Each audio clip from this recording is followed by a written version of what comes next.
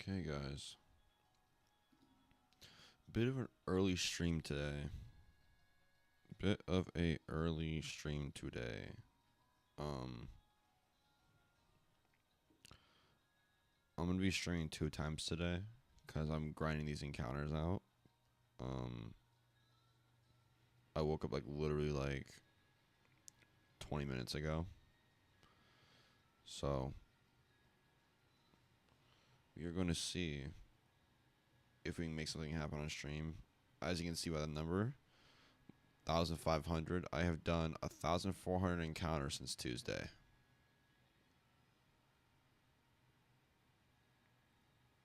I was gonna do another 1,000 last night, but wasn't quite able to.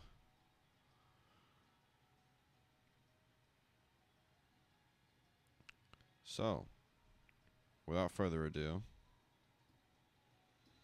let's get started.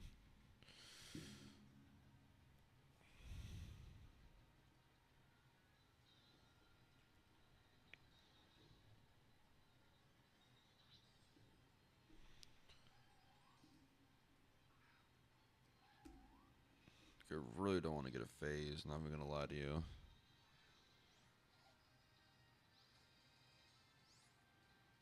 What's up, Don? That's good. I'm glad you're able to comment now. It's probably like a YouTube glitch or something like that.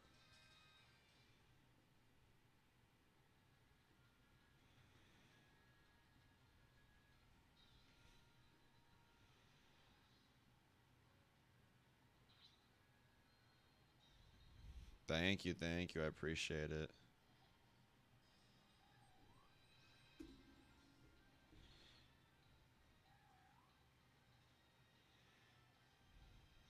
I've done so many encounters.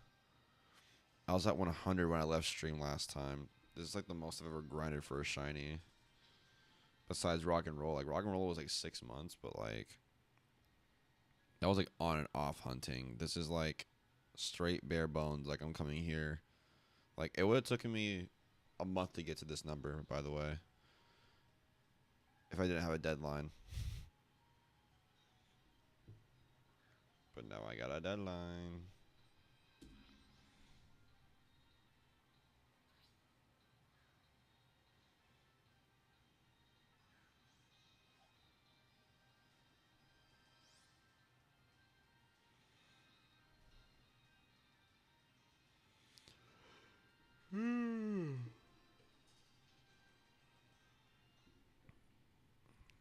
Tired.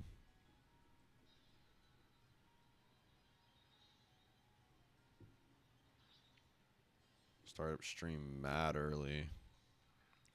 It's like 8 a.m. over here. I'm about 3 hours early, guys.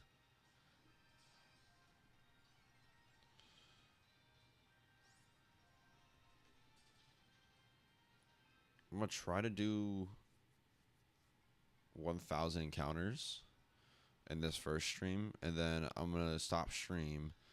I'm gonna go do some things, run some errands, and then I'm gonna stream probably at like 4 o'clock to whatever, just so I can get 2 grand in. So that way we're almost half to odds, and that make me feel a lot better that we're about to get something.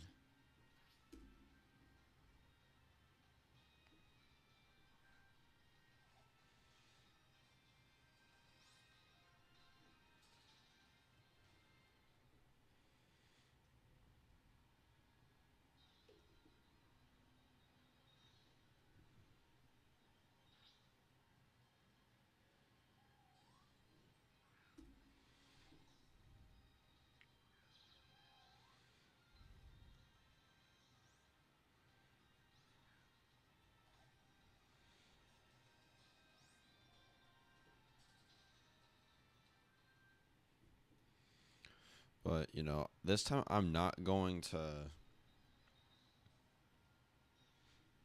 This time I'm gonna actually record all my hunt sessions, because of course the one time I'm not recording, Rock and Roller wants to show up. I knew that was gonna happen with all the offline hunting I was doing.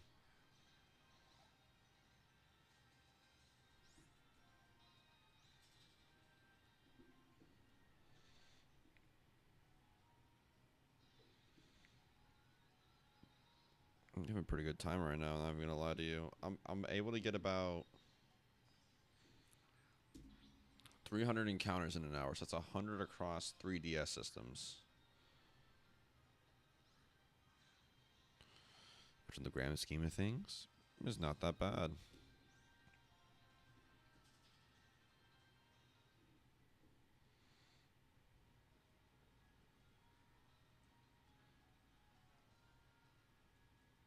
It's actually really good. No lie.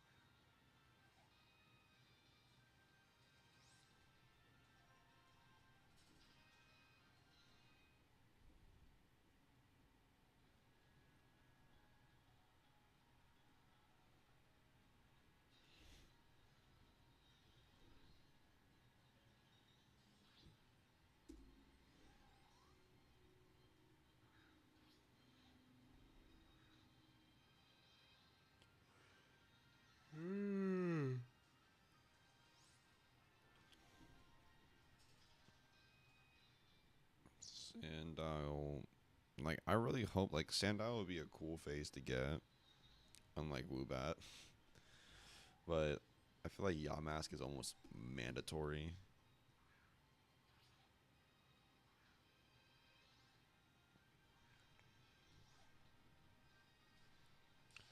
I'm basically hunting for everything that's in my YouTube banner right now. I have Emor, Yamask, and Kafagrigas in there. Those are like my top 3 favorite Unova shinies. Aside from Haxorus, of course. I was going to put Haxorus in there originally, but decided against it.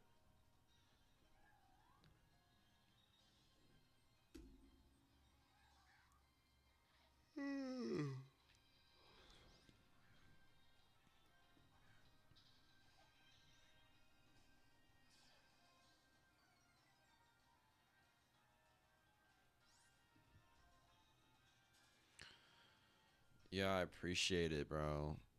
I got Giggles secured. We fully evolved him last stream. Uh, he is a level 27 Gigalith. He looks so beautiful and amazing. It doesn't even feel real to me, like, that I even got it in the first place. It feels like it's like not real. I'm not explaining it. Like, I never shiny hunted like this before, so to actually see like the work paying off, it's kind of unreal. It's kind of unreal.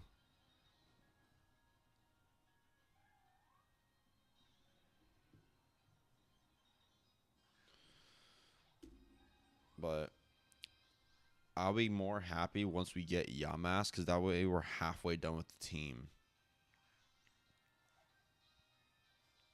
And if we're done with Yamask, that means, because I got everything I needed to hunt Zorua. Got everything I needed to hunt Zorua. So, and I have Masuda method available to me. I have a Japanese Ditto and a English Zoroark. So this should be pretty good. No lie to ya.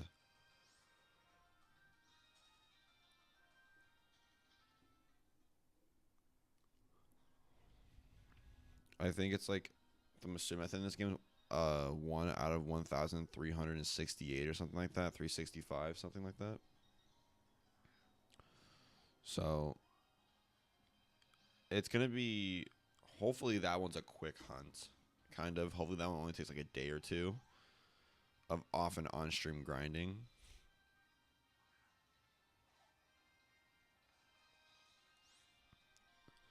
Then that way,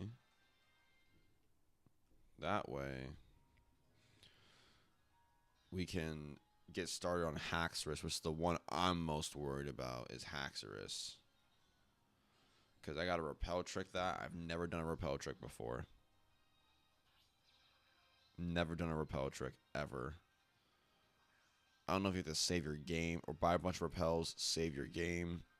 Excuse me. Buy a bunch of repels, save your game, and then run around the cave or whatever with a Pokemon that's like the same level as Axew.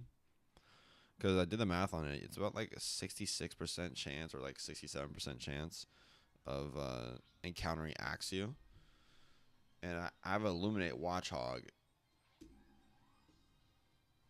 And I'm going to have a bike at this point, which is why I waited to hold off to do Zorua, because I want a bike. I'm not about to do any of that other stuff.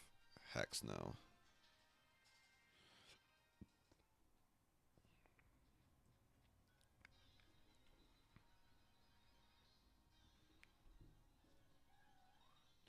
So we're just going to work on Yamask.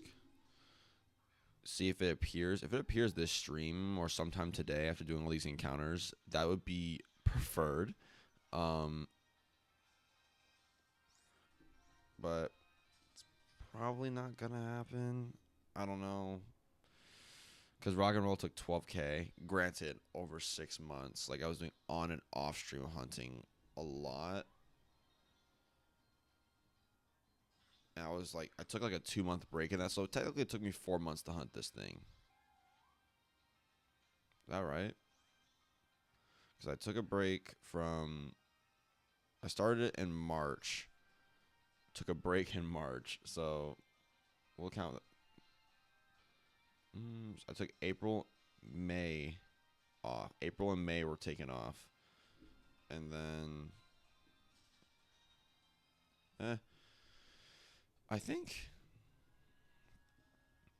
Yeah, I think it was about 3. If it was, I think it might have been only 3 months, actually. Which is not that bad, considering I was doing off and on hunting. But yeah, stay positive. Yeah, I'm trying to. You know, we're so early into the hunt. Like, we are so early. So I'm not even going to be negative at all about it. I know we have a very good chance now because before I was only using 2 consoles. Now that I have 3 consoles, there's a way better chance of me finding something. Unlike before. Because before I was only using 1 console because I'm like, oh, I only need 2 copies of the game because it's easier to hunt this way. Oh boy. Let me tell you how I got used to hunting with 3 systems. So much quicker.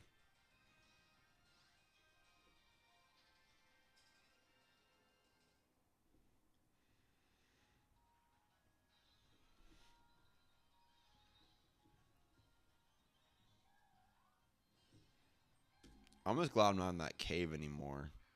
I'm glad I'm out of that cave. I'm glad I'm in a much funner location to shiny hunt in.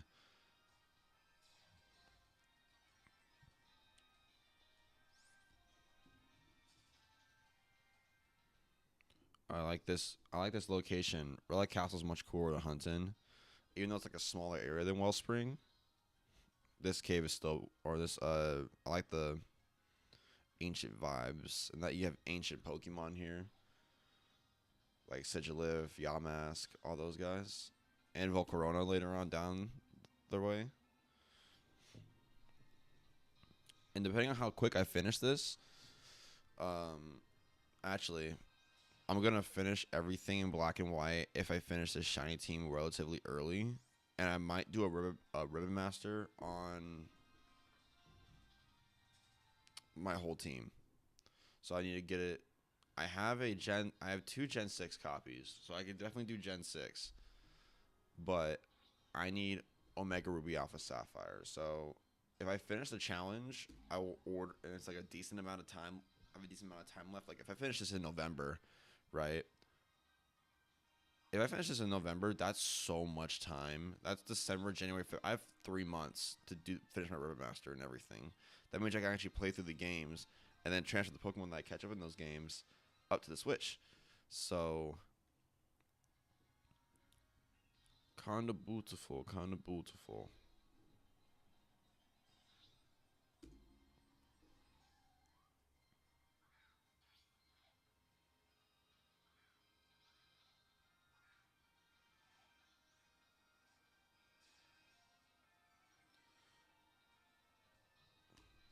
I definitely know in Kalos, I want to play with Chespin.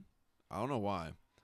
Like I played with Greninja and Delphox before. I've just never played with Chespin, and I feel like I need to give some Chespin love too. Like he's like part of the Emboar group and like one of the most least liked starters. So I guess I gotta help him out a little bit. And plus Mega Chestnut and ZA is really cool. I might do some shiny hunting in ZA as well after this. Or you guys just might see me just playing through. Actually, I'll do the post game on stream, on and off stream. Cause I do want to max out my trainer card. And catch all the Pokemon that are native into this region. Because I know it's gonna be very, very hard to complete the national decks unless I have Pokemon that are traded in for me. Because there's literally no way.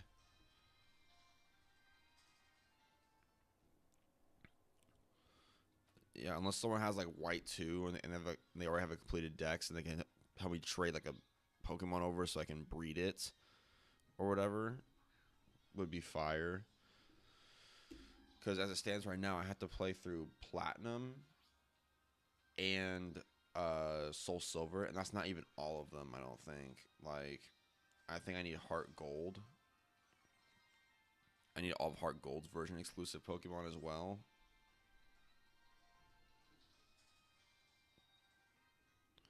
But honestly, like most of the Pokemon from Mystery Gift, you can get. But like, where's the fun in that? You know what I mean?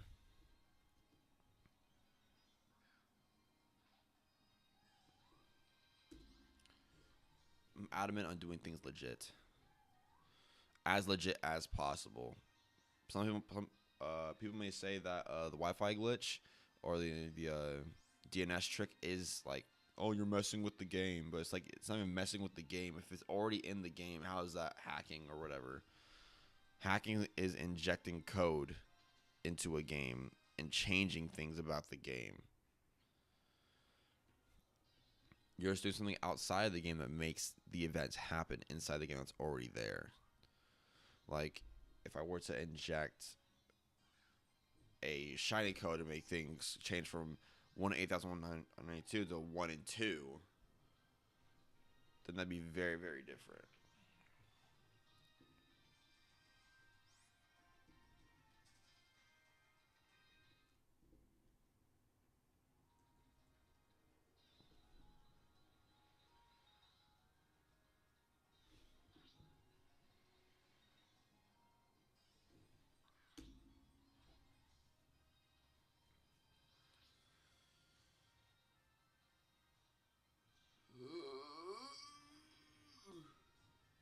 We've already done our first 100 already. We've already done our first 100.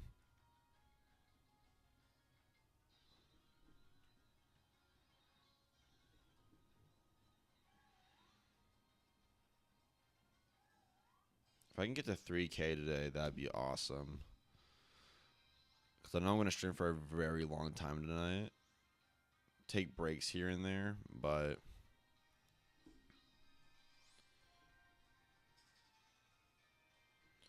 I know I definitely for sure want to get. I want to get Yamask this week. That's my goal. I want to get Yamask this week.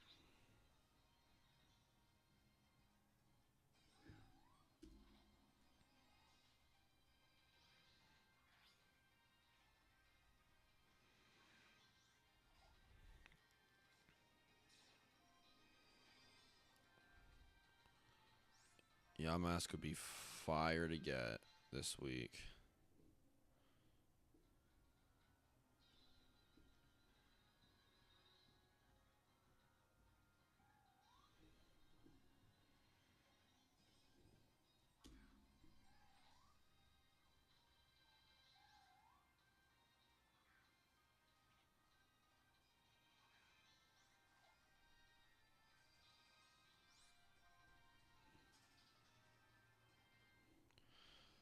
Yeah, like I wish Yamask just appeared like that, like on all three DS screens. They just chilling right there.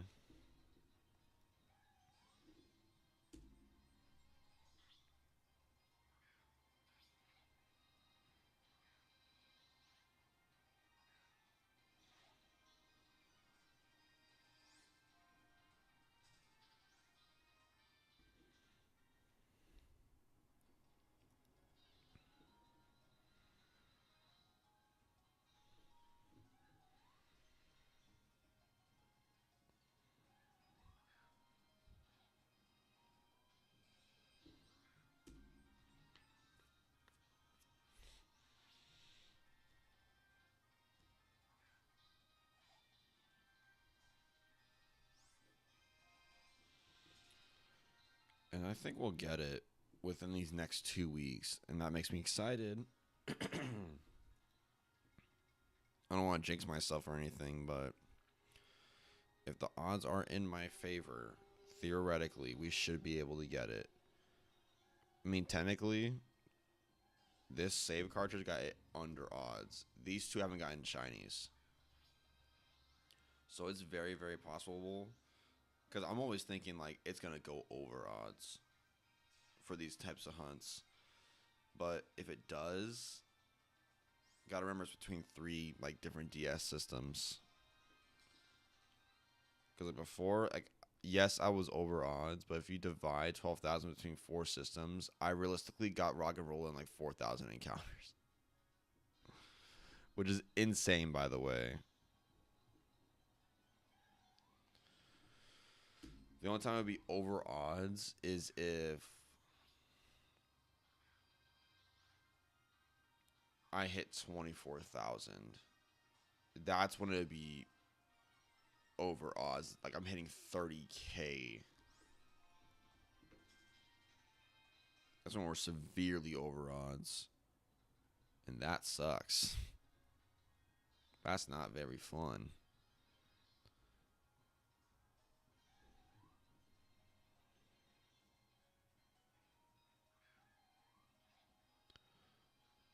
But I think my next playthrough of a shiny only is going to be through Galar because I really want shiny Inteleon.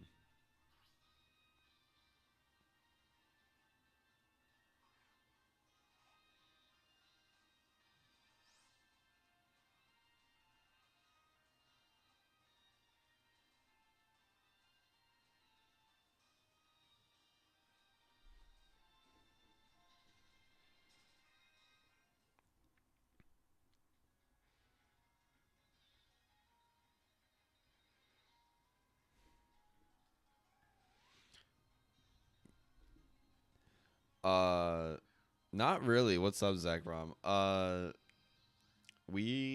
did a lot of grinding off stream. Uh, I did a lot of grinding, a lot of it. We were at 100 last time when I left stream, and then I grinded 900 off stream so I can get 1,000 for the day, like I said I was going to, and then I did another 500 last night, and today I'm doing two different streams. So right now, this is gonna be the morning stream, where it's probably evening for you right now, but I'm doing the morning stream right now, where I am just hunting for like 3 hours straight. Gonna try to get to like another 1,000, and then we're going to take a break because I gotta do some errands, and I'll probably come back around 3, 4 o'clock ish, my time. So you'll probably be asleep by then, but after rock and roll showing up off camera, bro, I'm not taking any more chances, bro. I want to get a shiny reaction on camera.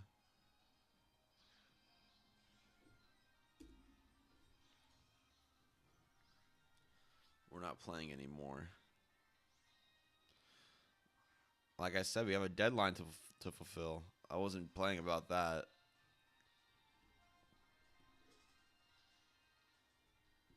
Gotta get this done. Because once we get over Yamask, then it's a Zorua, and that's like guaranteed no phases. So all it really is just preparation. I gotta prep like 90 eggs, right? And that takes about, I don't know how long that takes, to be honest with you. Sorry, mic rip.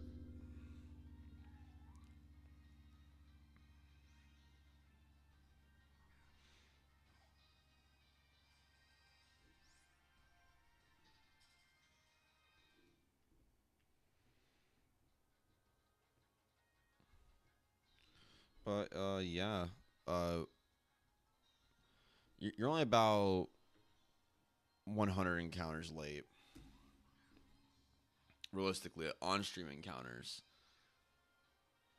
But it's a pleasure to always have you in the stream. I started early. I'm very, very early. Like, I usually go live at 11 a.m. For me, it's 8:15 in the morning.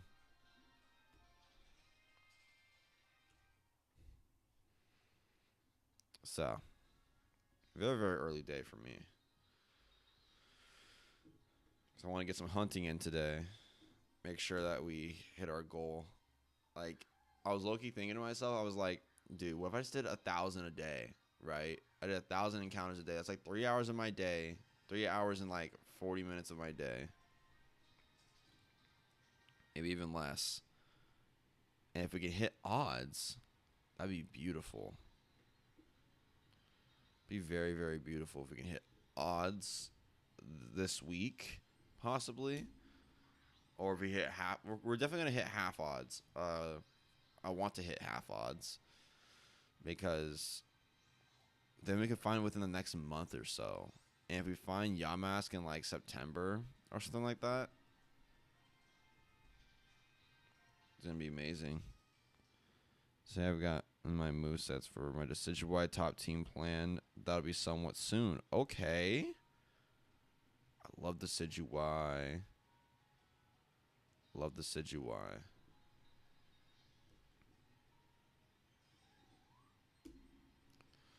And like your videos are kind of perfect because like, you know, with banks shutting down, people are going to be more likely to watch your videos because they're going to be doing like one more playthrough through and they want like, okay, well, what's the best team for this region? Because while other videos are surely outdated, there has to be new methods in how to play the game now. You know what I mean?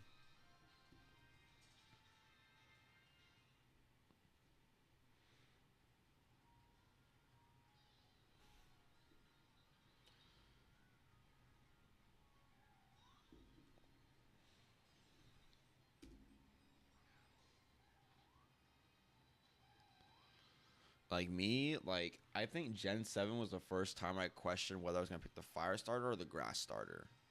That was the first time ever. Usually it's always fire or water, fire or water, fire or water, because they make the fire water starters look so cool. But Gen 7 and Gen 9, I did not pick the water starter in Gen 9. I picked Fuecoco, and then I picked Meowscarada. Because like, if Quackable had like a good shiny, bro, it would redeem it somewhat. You know what I mean? But it's just a really bad shiny. And plus, Meowscarada is like way cooler. Like, that was the first time I ever saw, like, okay, that's a cool grass starter. I think it's actually above Skeledirge in terms of, like, from Paldea. Like, the best starter.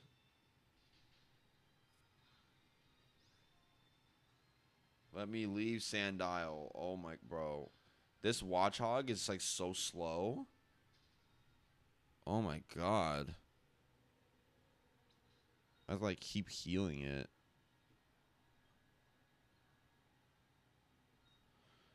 I need to use this on Watchog's Crunch. I'm using my Ether on Watchog because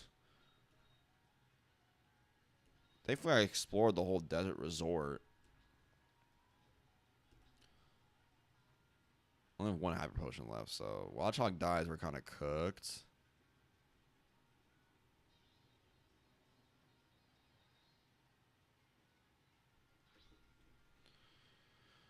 Yeah, no, just do what do what you can do. Do what you can do. I'm not saying make freaking 55 top teams, but like I'm doing Galler soon. After I finish this save file fully, like I'm gonna completely 100% black and white out of respect for it, being cut off. Um,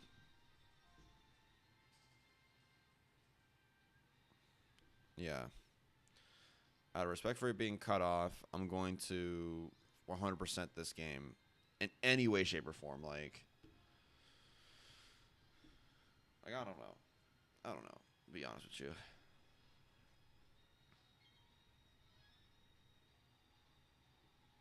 Oh, perfect. They use Sand Tomb on me. Like it's so annoying that Sand Tomb is on Sandile because like my Watchog's so slow. I have to like switch train it. It's mad annoying. So I just gotta smack it with an arm thrust every now and then, and it just dies. Just give me a Watchog because it's like level 22. Like it's level 23. I think I'll be able to outrun like everything in here.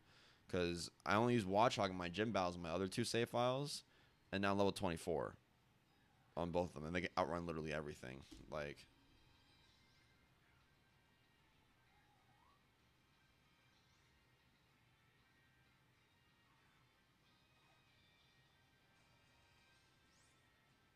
okay,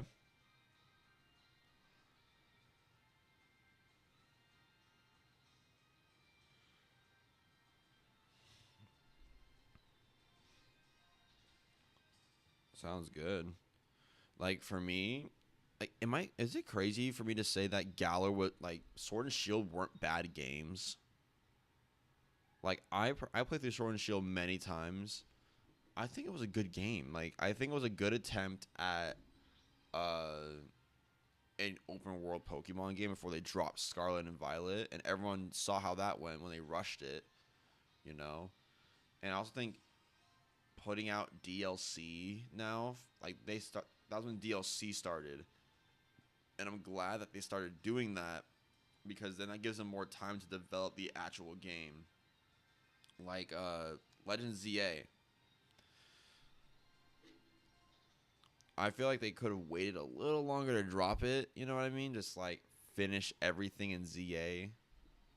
Just kind of like breathe a little bit because it dropped 2 months after the game when it got dropped. You know what I mean?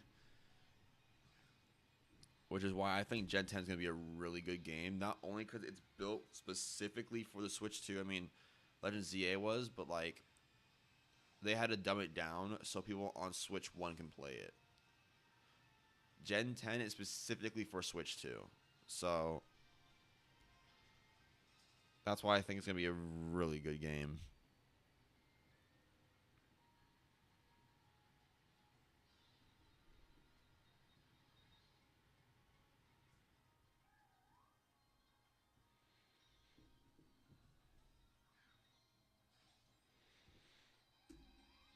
Yeah, I really enjoyed Pokemon Sword when I first played it recently. Apart from their DLC limitations, Creed slipping through the gameplay was good.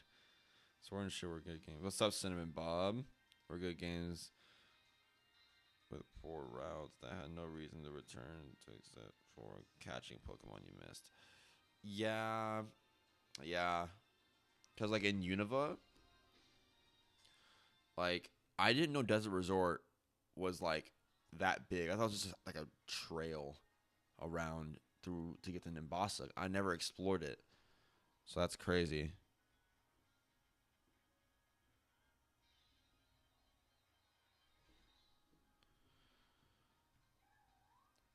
And I also think I'm glad you mentioned that. I think the reason why the routes are so simple now is because of gameplay limitations. I think the DS era of games is probably the best era of games because there was no limitations. It was pixels on a screen. They weren't 3D yet. I don't think Pokemon should have made the jump to 3D until like they were fully ready for an optimized console. You know what I mean?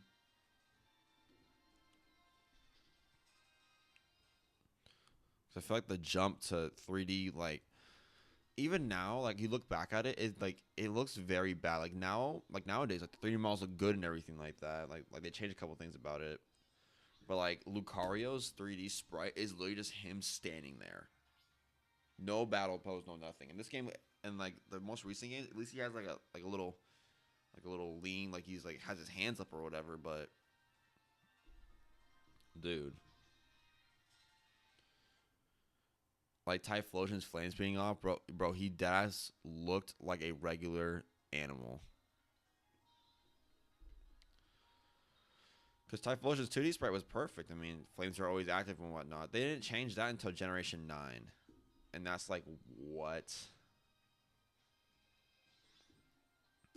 So, I think the problem stemmed from just not being ready to move on to that next step. Because I feel like the community was kind of rushing them, kind of. Or maybe they had like 3D Pokemon games in development. They're like, okay, we got to work on these because everyone wants 3D now instead of 2D. You know what I mean? Because they have to compete with other games. But I felt like they could have kept this Gen 5 style of game for like another 2-3 years and then went to 3D. So that when it was a jump to 3D, it was like, oh my god, this is crazy. And it was actually good. Like, if they made the jump to 3D, like, you put X and Y on the Switch, right? I know this is really late, but like, you put X and Y on the Switch, bro, those games would be so optimized because those models can handle being on that Switch, if that makes sense, on the console. Because I feel like they had to simplify and dumb things down because one, they're always on a time crunch. Like back then, they had a year to pump out games. You know what I mean? So they had to think of routes, think of Pokemon, and then optimize the graphics so nothing glitched. You know what I mean? Because before they couldn't launch updates like that. They couldn't just launch updates. If it's on your cartridge, it's on your cartridge. That's the game you got.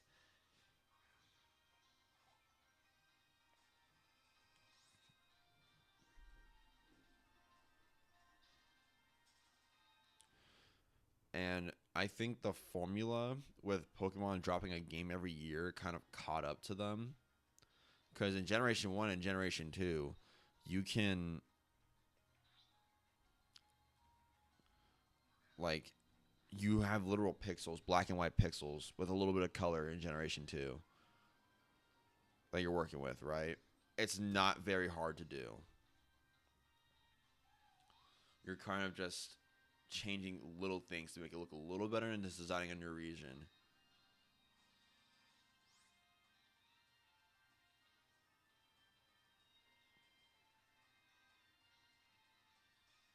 Yeah, they raised the bar way too fast. Like Pokemon fans, like in Generation 5 were saying, "Oh, they need to make the jump to 3D already." It's like, dude. And now that's the jump to 3D. Like, oh, we didn't want this. This looks like trash. It's like, bro, you literally asked for it. They gave you what you wanted. And like, the games don't look bad. Like, they don't look terrible. You know what I mean? Like, they look fine. But actually, I think Sun and Moon are probably some of the best games on the 3DS era. That was when they kind of mastered the formula a little bit, and that's what you can tell they were gaining their footing with the new console limitations and development and whatnot.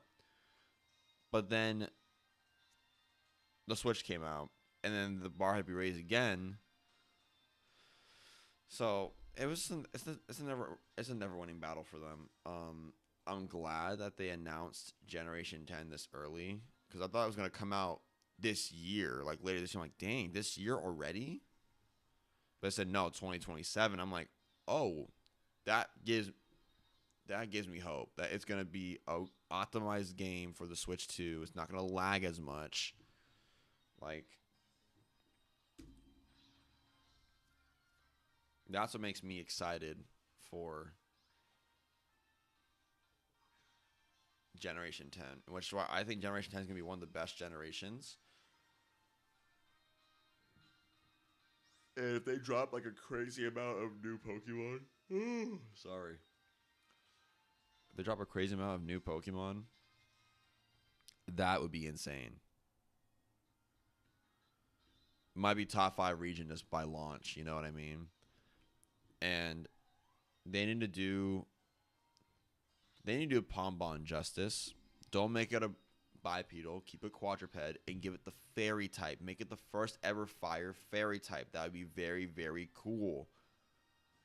You know what I mean? That'd be very, very cool. Just like how they made Empoleon on the first water steel type. Like, oh, just give it a typing. Because Fire Fairy is really good offensively. So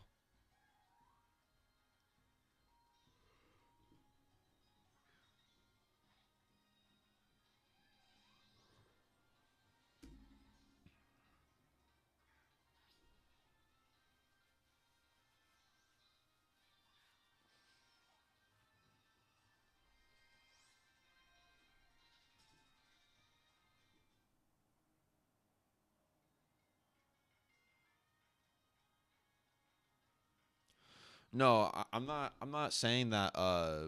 Because it's not confirmed yet. You know, like they're saying from leaks, they're saying like 300 plus new Pokemon are getting introduced. I'm to me that just doesn't sound real.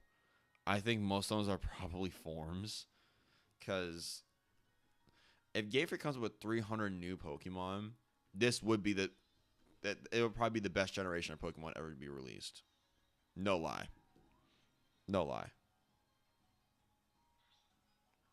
Like Generation 5 is always gonna be my generation, but like, bro, like that'll probably be the best modern generation. I got into an argument with someone once about which region design is better between Unova and Kalos, and they argued Kalos was way better because the Lumiose city is so big and has more to it than any other city across Unova. Okay, I can see where they get that. Okay, really? Oh my god, that's crazy. 300 new Pokemon excluding forms, dude. Guys, if there is a co-op mode, we're playing it together on everything. Like, I'm completing my Pokedex like day 1, day 2. I'm not playing. I'm getting my shiny charm immediately so I can hunt in those games.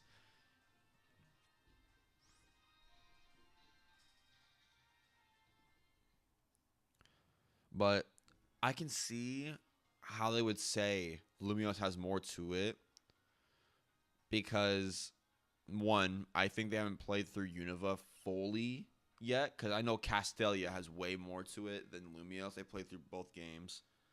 Like I didn't even know Jordan Avenue was a thing, or I didn't even know.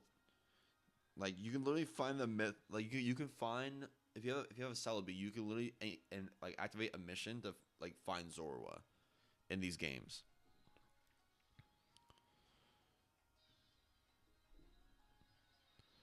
But like Lumiose and Kalos, they have the post game, the Looker Bureau. They have a gym leader there.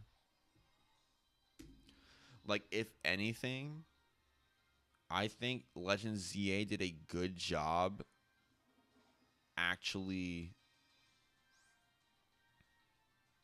making the city's capital feel like a city's capital, or a region's capital feel like a region's capital. You know what I mean? Because like I feel like in the original games they kind of went, oh look, big Eiffel Tower. All right, guys, let's move on to Route 14. Let's go to a marsh. Like what?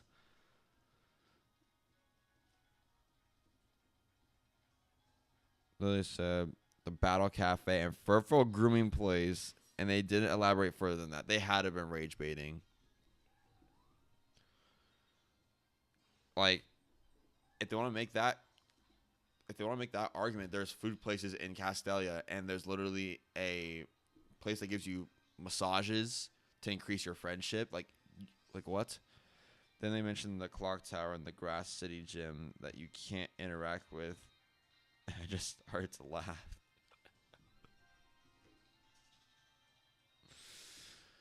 Yeah, no. Okay, I'll give Kalos this. They did introduce the new gimmick, Mega Evolution, right? I feel like if Kalos dropped a third version, because I feel like Kalos was treated like Diamond and Pearl. Like they weren't complete games. They were very unoptimized games. If they introduced a third version, it would be insane.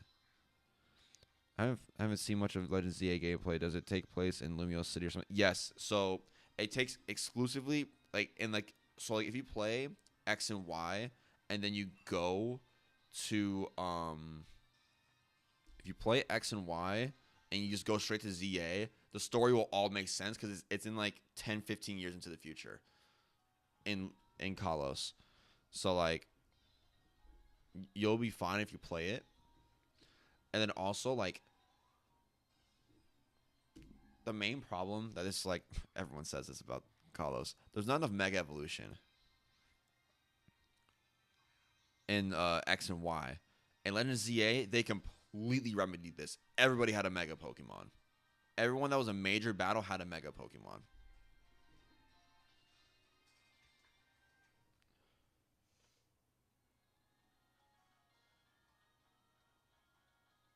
No French toast sticks? What? No, you're not. You're gonna be full.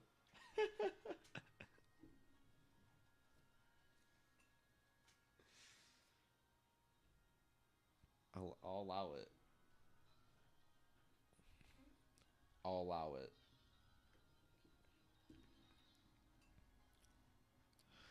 But I feel like people who White Knight Generation 6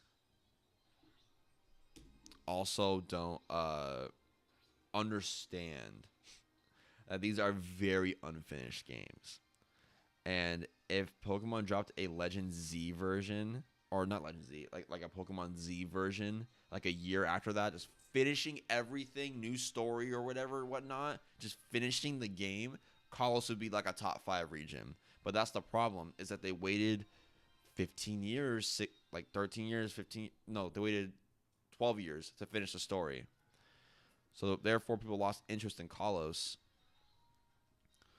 Like, if I were to tell someone, okay, which Gen 6 era game would you recommend I play? I would say Omega Ruby Alpha Sapphire. Because the stars actually have Mega Evolutions.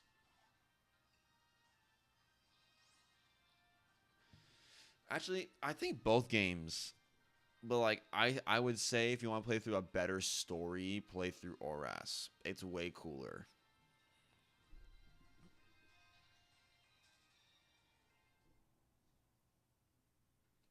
That's what I recommend to somebody. But yeah, if they just made a Legend Z or like or Pokemon Z, I feel like Kalos would definitely be like top 5 region. Now, back to the argument you had, Bob. I feel like if they're arguing about Pokemon Z, like let's say in this makeshift world, they made Pokemon Z, right? They made it, and then they expanded more on Lumios. If they did what they did in Legend Z8 in Lumios, like a mini scale version, because the 3DS limitations, I feel like then that would be a very good game.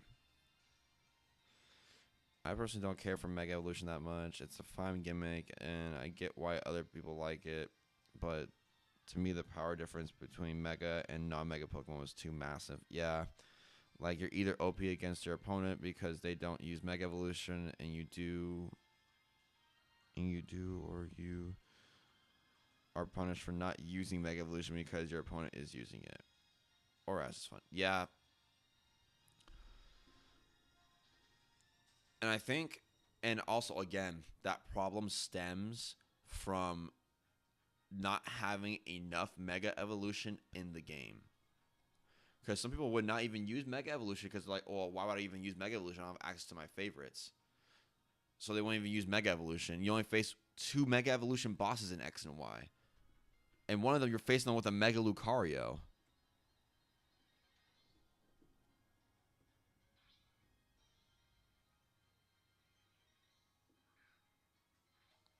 Yeah.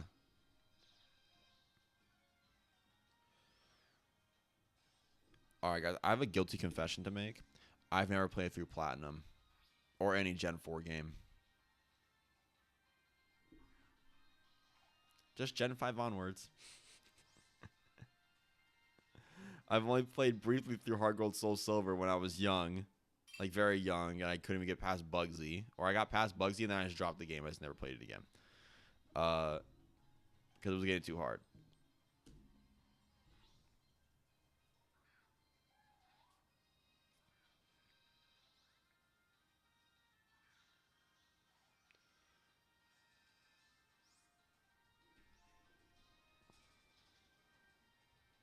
I also have Fire Red Leaf Green. I have them. I played through them a little bit. But I deleted both my saves because I was going to do, like, oh, can we do a shiny only in that game? And then they announced the virtual consoles, and then they announced banks shutting down, so I need to get rid of them. I still might keep them, though. I don't know. If they made Pokemon Z, they would have been right about the city, but the criticism of everything being in that one city and people not having incentive to leave it and explore the rest of the region would be magnified tenfold. I never finished a Gen 4 game either, and I got all three of them earlier this year. Yeah. I feel like, but like, even with all that said, right? I feel like they went in the right direction with Legend ZA. I think it was the right direction with Legend ZA. Like, to me, I think the city was intricate enough and had a lot of stuff to do in it. Because I feel like if you added all the rest of Kalos outside of there, that's way too much. That's a lot. You know, that's like a big game. That's like, we're talking like Red Dead Redemption territory, and that's a big game. Um, like I heard a game called Yakuza or something like that. Like, where they just made it all one city, and it was a cool theme to it. It was all one city or whatever. Because I feel like nowadays people have raised the standard of video games. So Pokemon has kind of become this victim. Like, well, if these games on Xbox and PlayStation or PC can do it, why can't you do it on Nintendo hardware? When they know Nintendo hardware has so many limitations on it, it's not even funny. Like, a Nintendo Switch 2 can barely play Overwatch. Barely. Like, the textures in the game look like garbage. But they can run it, though. I guess. But it's like, who's going to play Overwatch on Nintendo Switch? Unless, like, your little cousin likes playing Nintendo games. Is like, oh, you should play Overwatch. Okay, I'll play Overwatch. Don't play it in handheld mode. Because the limitation will just jump out at you.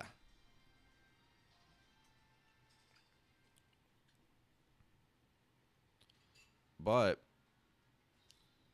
Legend of ZA was fine for limiting it to the city. It made sense. Yeah, I mean, from a narrative standpoint, because we were like, hold on, I'm about to mimic the people, right? Hold on, watch. So like, these are the Pokemon fans that were like, oh, why is there? Hold on. Why is there like flat balconies on the windows? Like, what are we doing? I'm playing this game specifically for that. I'm not here to catch Pokemon. That was the dumbest thing I've ever heard, was that, oh, the balconies are flat against the window. Who is looking at that? Who is looking at the textures in a video game? For real. Who is looking at textures in a video game? I don't think anyone's looking at that. Respectfully.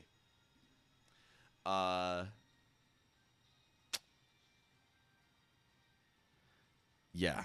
No.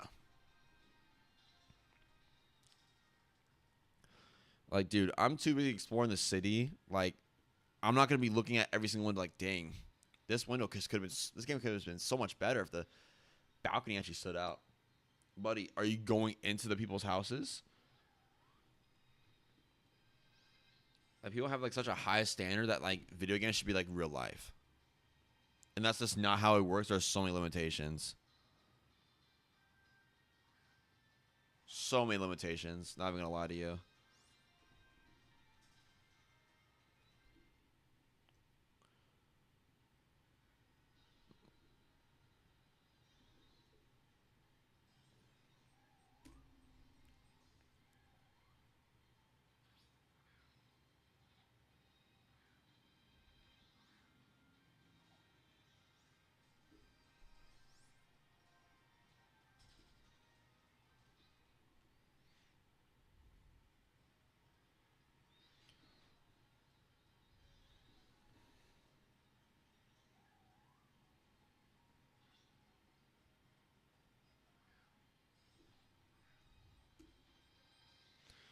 If bucket back touches in a game hinder gameplay, then I think you probably have a right to complain. But I wouldn't care to say that about a flat balcony. Like Scarlet and Violet, amazing games, beautiful games, even like best story ever.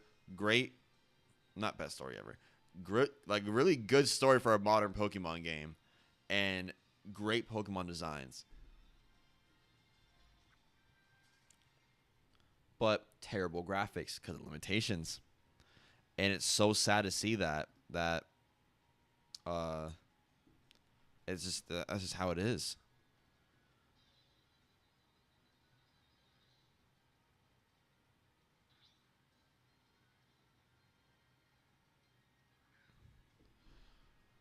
Oh my god, you can't leave the city. You can't leave the city.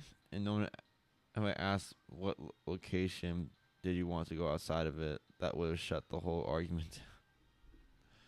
Yeah, I feel like a lot of people just like yap just to yap, or like they're in like their own echo chambers. They're like, well, Game Freak should have made the whole Kalos map available. Buddy, are we doing a dim challenge? This is a Legends game. This is a Legends game. Now, if they decided, like, okay, if they titled the game Pokemon Z, if they titled the game Pokemon Z, then I would understand. Like, okay, you literally titled this game as a sequel game. Why can't we go take on the gym leaders? But this is literally Legends ZA. This is not a typical Pokemon game, right? I think they're comparing it to Legends Arceus, where you had access to the whole region, but there's no gyms. There's no gyms at all. You battle. You don't have to use your Pokemon to battle in Legends Arceus. You don't have to. You're not forced to.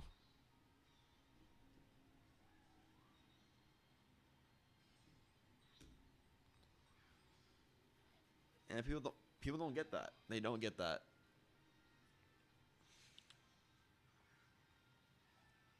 They don't get that at all.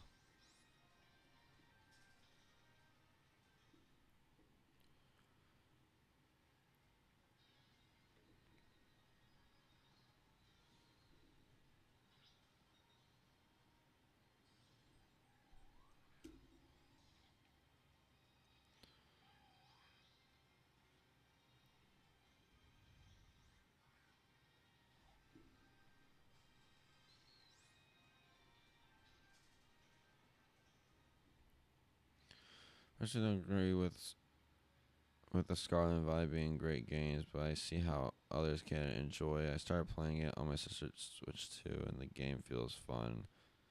Yeah, like I feel like for me, the game and the story were pretty good. Like the Pokemon in the game, like I found myself like when I saw Sylvan, I'm like, oh my god, there's a grass fire type. That's cool. You know what I mean?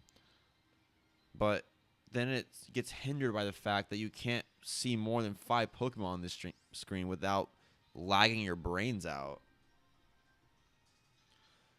Like you could definitely tell Scarlet and Violet were not ready for release. They weren't. They were not ready for release. I think those games, when did Scarlet and Violet come out? Like 2022, 2023, maybe. And we're in 2026. Like someone's almost done with high school and they've had Scarlet and Violet for like their Pokemon game. Cuz like it's going to take longer now. Like people got to realize they can't do a game a year anymore with how much expectations they have. They can't. Which is why people are like, "Bro, why is the release date this year? Why isn't it in like fall of this year? Like it's a year after ZA came out." That shouldn't guys. That's how game development works.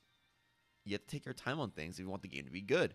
Because I guarantee you, if you released it earlier and it looked buggy again, everyone would be like, Game Freak needs to really like step it up in the effort department because they're just trash. I don't understand. Like what, dude? You literally ask for a video game every single year. So people just need to chill out. Let Game Freak do what they need to do. If they are adding 300 plus new Pokemon into the newer games, excluding forms, there's going to be so much team variety. And if the game looks good on top of that, it's over. Like that'll probably be like the best Pokemon game ever. Don't get me wrong, Generation 5 is perfect in and of itself. But that game might be able to contend with it. It might be able to contend with it. I'm not even going to lie to you.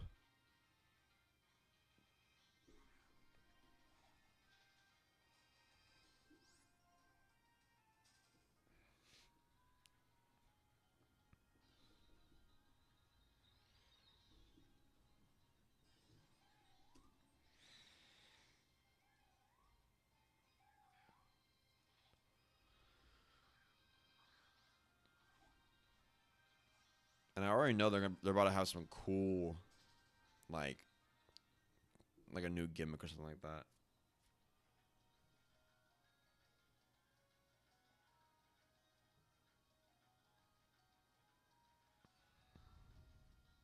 Yeah. But for Generation 10 is going to be exclusively on the Switch 2, I believe. About them, the buff and debuff animation plays multiple times for different stats. Yeah. Play one buff or one debuff animation with the text box saying what changed. Yeah.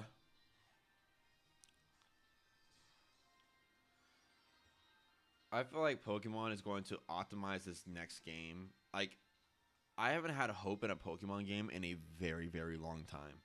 Very, very long time.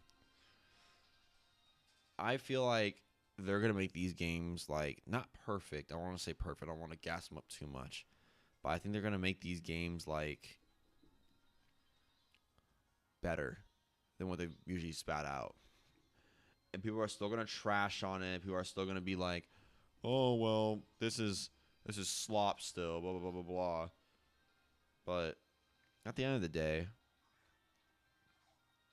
if they deliver you a Pokemon game with a whole new region, a whole new gimmick, 300 plus new Pokemon, probably even like closer to 400 with forms included, like,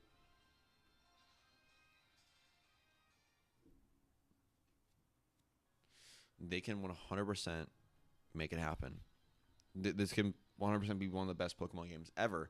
Now, what I don't want them to do is make all the cool Pokemon post-game like they did with Platinum. That would be a very bad mistake.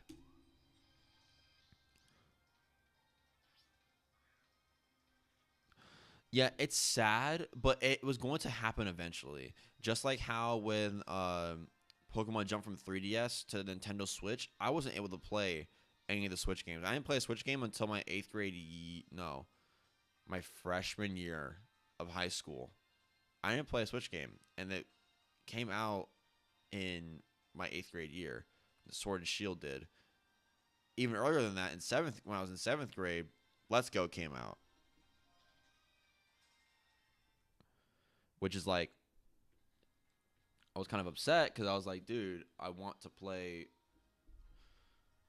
Let's Go because I was actually caught up with all the video games at that point. Like I played through X and Y, all those games, ORAS, Gen 7. I played through all those games. But I feel like with them shutting off Bank and basically taking their time with this new game better be the best Pokemon game on the Switch.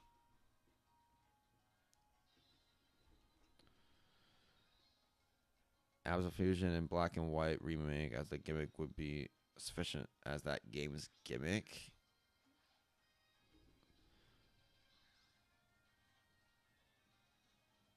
Yeah, it doesn't have perfect reverse compatibility.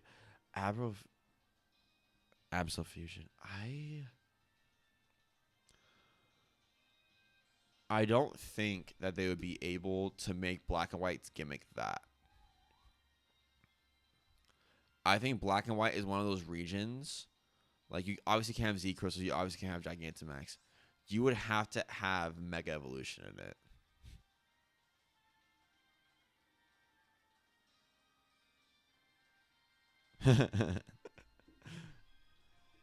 True.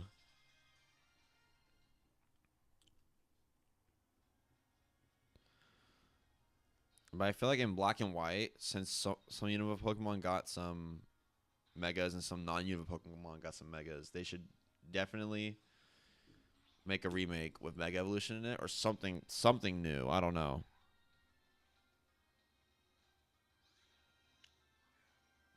Because I feel like if you want fusion Pokemon, just play Pokemon Infinite Fusion. You know what I mean? Because I'm pretty sure no one wants to fuse their Charizard with Eevee. They don't want kids fighting abominations. I feel like that's a lot of work for them to do for Infinite Fusion.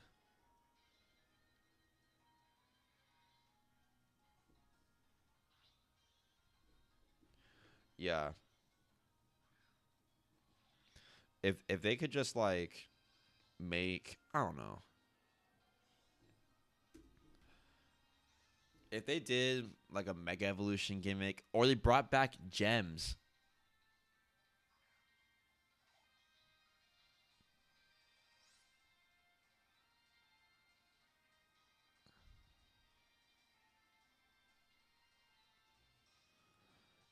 I feel like Pokemon would have to make a Legends Kyurem game. There is way too much lore that is not explained in Unova about the legendary Pokemon.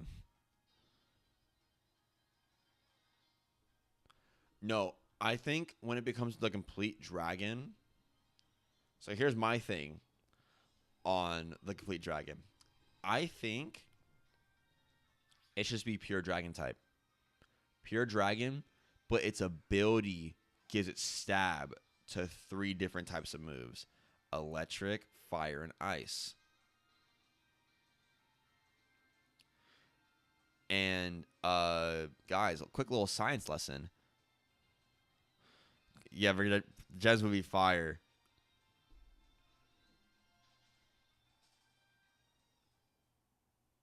But but the ability gives it stab on all those things, right? And do you guys know what happens when you fuse fire and electricity together? You get plasma. So therefore, I would name this ability Plasma Shift.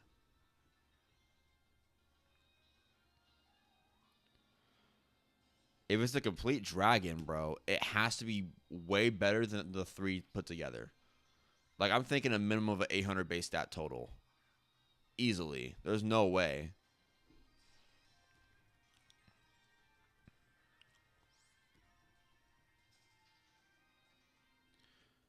Plasma Shift. Complete dragon. Or the original dragon.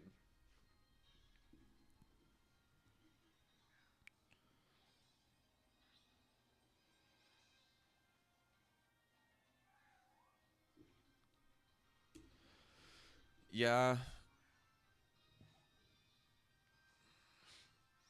I was thinking like a long time ago when I first started YouTube, I was going to make a video on that. I think I might end up making a video on it just cause by explaining what the original dragon could look like in a Legends game or whatever.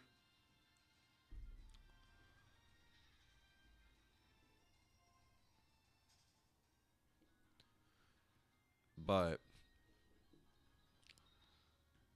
Plasma Shift, it would be an exclusive ability, right? Very exclusive. And yeah, I guess you can exclude the Ice type because Kyurem is the Husk or whatever. Yeah, I guess you could.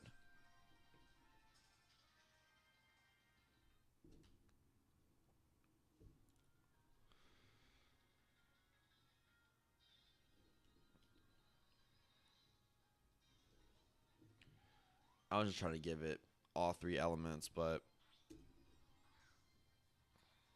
that would make more sense.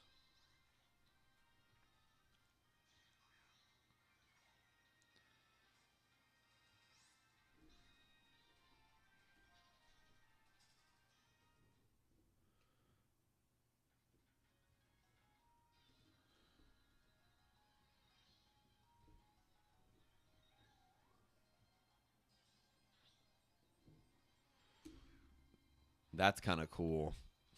That was kind of cool. I literally just imagined that. And you know what's crazy? When you said that, I thought of Attack on Titan. If you guys watch Attack on Titan, when Titans like,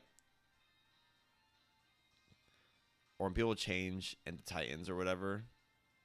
Oh, is that a spoiler? I don't know if that's a spoiler. I'm gonna stop talking. But it reminds me of the Titans from Attack on Titan. How when they change or whatever, it goes their skeleton, their muscle, then their skin.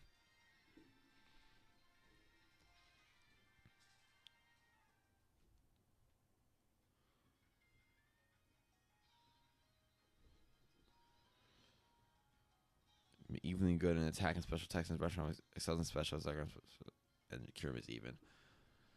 Yeah, but it would. Okay, so the original dragon would have to excel in attack, special attack, and I think speed. 'Cause I think Kyurem's fast. No,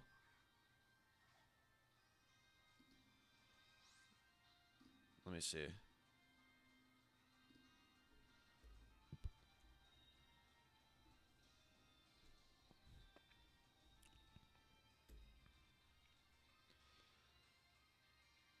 Oh, it's only 95. Never mind. I thought it'd be way faster.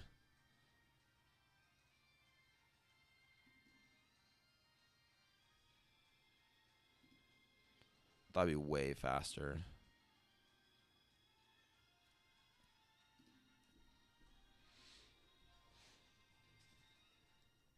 I thought it'd be way faster.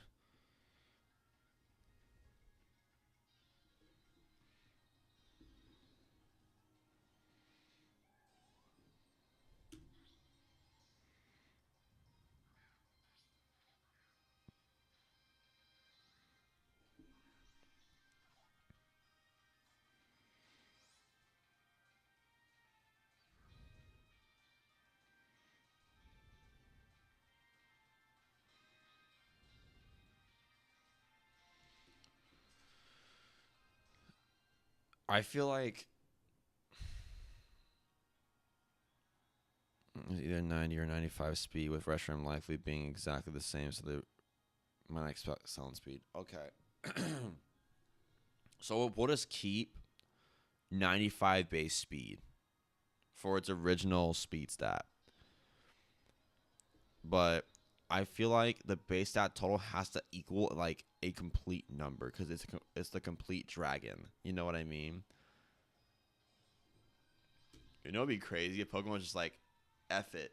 Let's just add Kyurem, Reshiram, and Zekron's base stats together.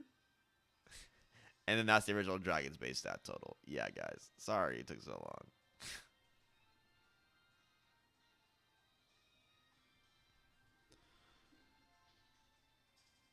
That would be kind of crazy.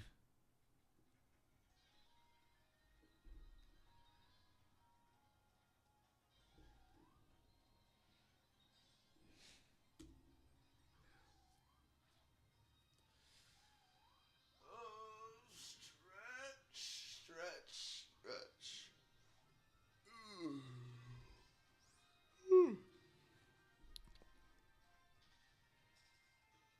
Stretchy, stretch, stretch.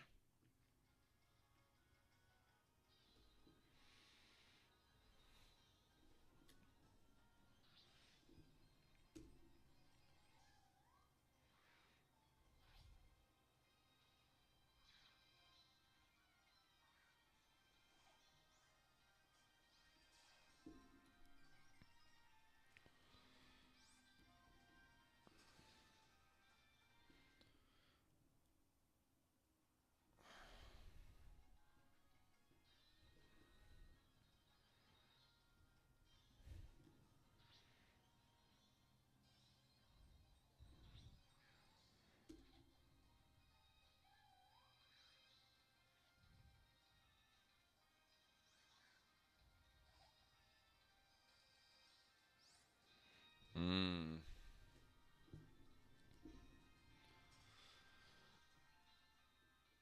Which like, which is why I think that enduring plasma shift, like, if you choose a electric attack, it would shift to Zekron's ability and also boost electric type moves. But when you use a fire type move, it switches to that. Kind of like Protean, but only for two types.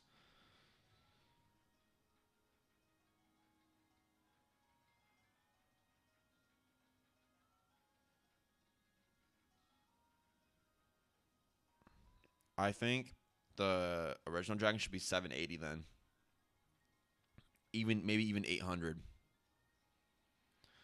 Because the original dragon is the original dragon. Like if you can split into three different entities that are still classified as legendary Pokemon with with that high of base stat totals, then you need to be overpowered in of yourself. Like there's no way.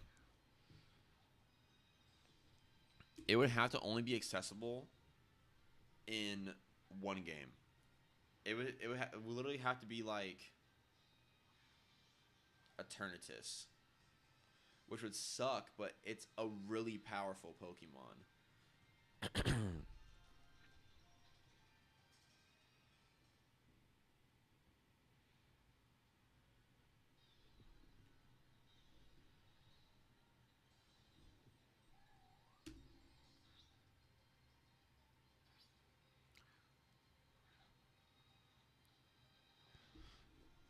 Um, not quite. Like I mean, it keeps. Oh God. Ooh.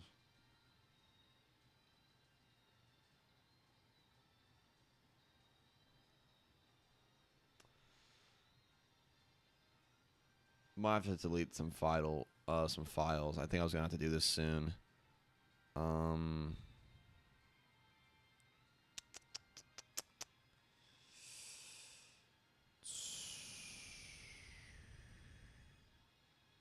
stop recording. Like, I mean, like it's because the original dragon is gonna be like a dragon type.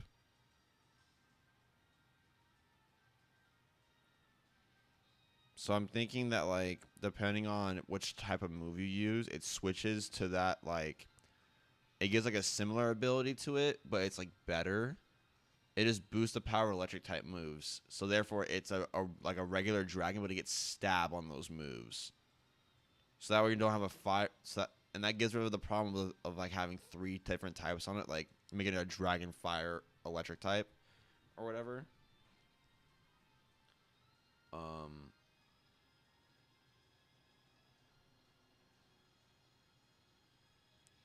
that's what I think.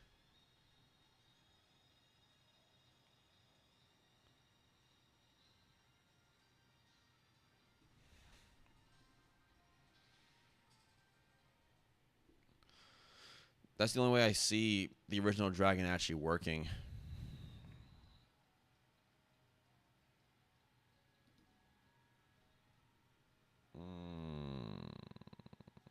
Can't bring you. Okay, hold on, bro. I was being stupid. Come over here.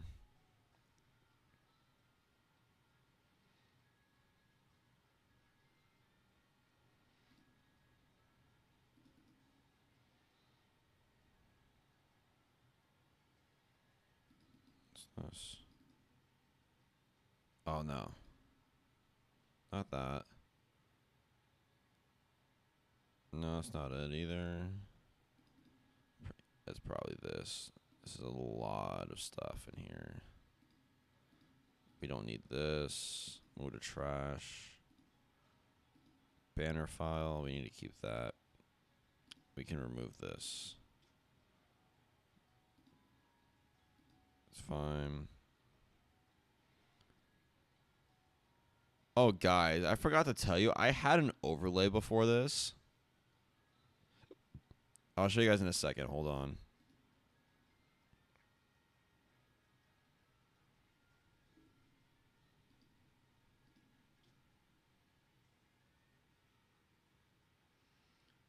Where's my...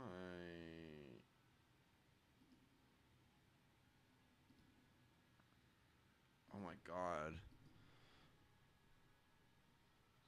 Dang, I have my hunts from...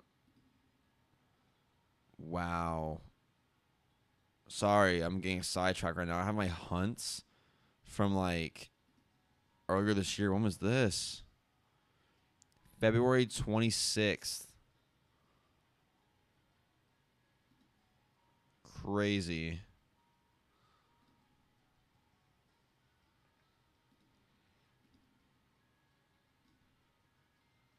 My tier list video. We can delete some of these, though. Like, we can delete all these up here, by the way.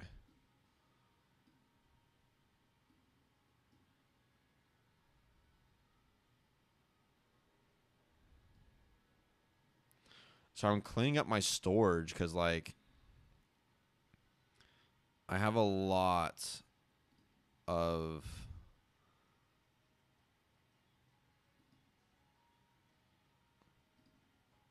Like, we're just going to... Like, I don't want to delete... I'm just going to delete everything that's old. Like, we don't need this. We don't need this. Like, I want to keep most of this stuff. Move to trash. Move to trash. Move to trash. Like, these are really old.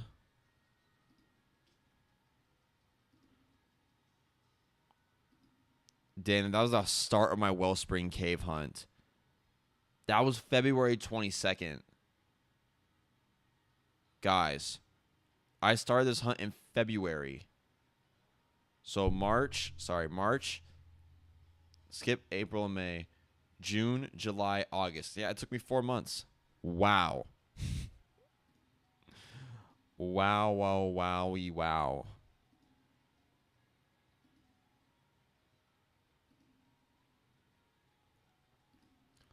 We can keep... I don't really need all these. You don't need that one either. Like, this is when I was at, like, 1,000, 1,200. Like, this is when I was in the low thousands for real. And then I think this is when I came back. Yeah, May 14th was when I came back. I started streaming again. Crazy. Layout looked way different too, by the way.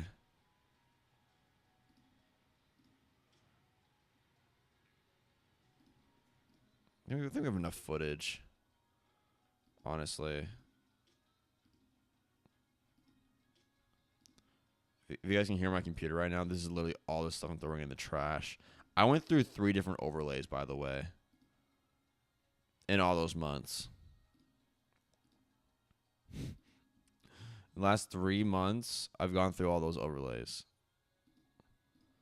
I'll show you guys my other one that I have, and let me know if it's better. Hold on. Give me 1 second. Yeah, this is when I shifted focus to just doing this layout instead.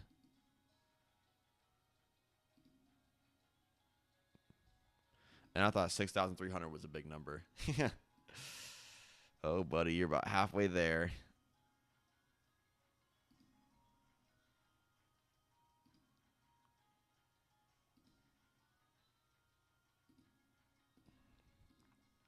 Be frank, bro. We can delete all this.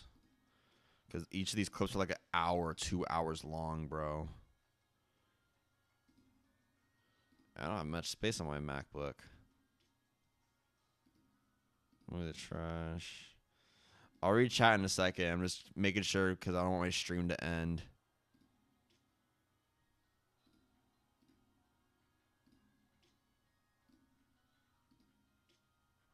To the trash can now. Empty trash can.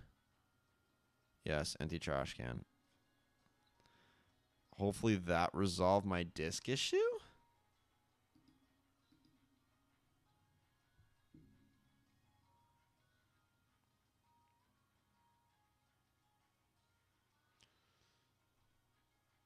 Seems like documents are like the one that's taking up most of my storage.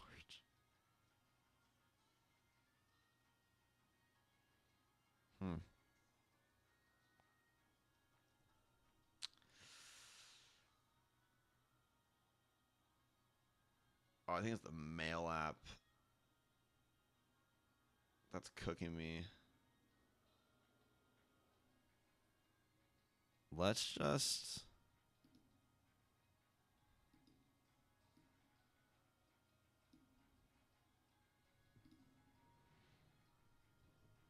How do I select all?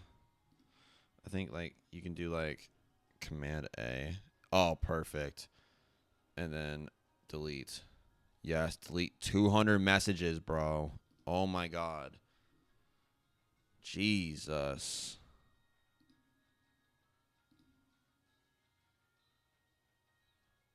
What was this from?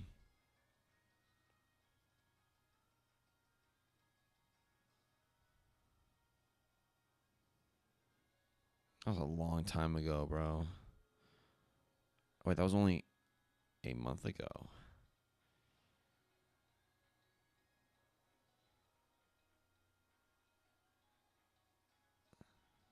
Huh.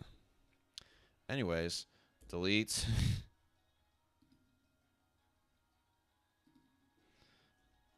Like, I just need to delete all these emails, bro. I have so many emails. I think that's probably the reason why. Delete. 10,000 messages. Oh my god.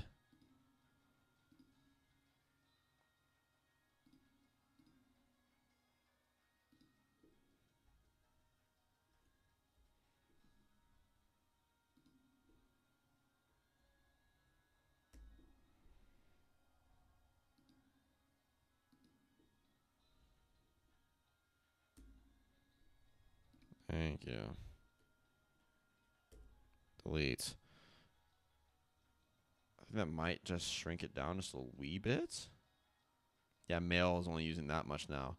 My messages are using so much. What's in my documents? Oh, all this stuff, by the way. Most of my VODs are uploaded to YouTube. I might just delete all of these.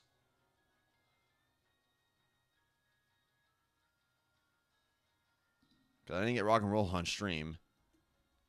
We'll save the last two streams. We will do... Okay.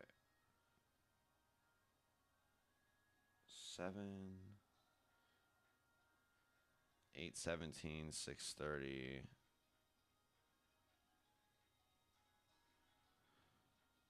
We're just gonna... This was yesterday or like 2 days ago. I want to keep all the ones. That's May 14th, but we're deleting that. We don't need any of these.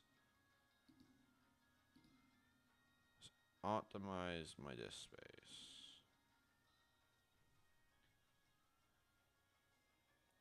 Okay, I think that might have just did something though. I'll go through all that later. Anyways, what did I miss? Because I know you guys were chatting it up over here. Let's see what I missed. Okay.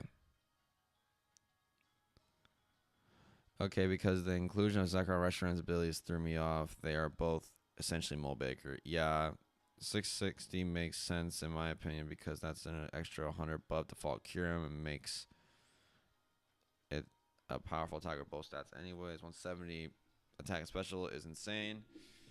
And Dragons resist a lot. I want whatever Unova game comes out next to reintroduce Catching Ends Pokemon. Introduce the same thing for Gets's Pokemon because I want his Cofagrigus. That'd be kind of sick. I say make them have 0 friendship when you catch them to contrast Ends Pokemon who have maxed out friendship. Just because I love that Pokemon. Yeah. Oh, yeah. This Bit Sharp would be awesome, too. I got that, too. You could have both End and Gets's Seismitoads together with different animations for them, too. That'd be kind of sick. Shadowy effect for Gets's Shadow Pokemon? That'd be kind of crazy. I don't think Anna had a Seismitoad unless that's what we meant. You had Tipple that you can evolve. Okay. Cinema. Oh yeah, I forgot that. I was thinking about a pheasant video the other day and ends Pitta with 30 IVs every stack. Super luck. Speed reading. Yep, I'm speed reading right now. And I'm finally caught back up with chat. Ah.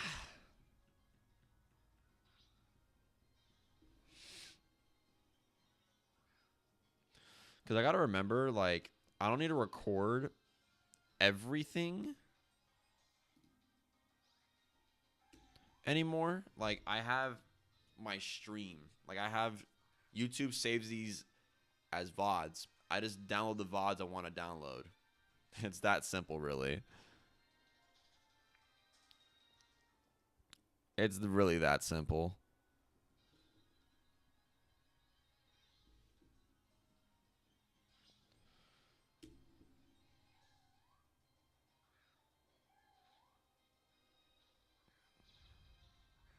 Guys, I'm hungry.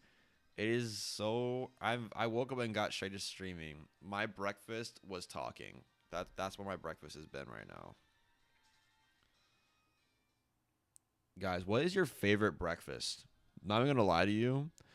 My toss up is between like some really good buttermilk pancakes or like some French toast.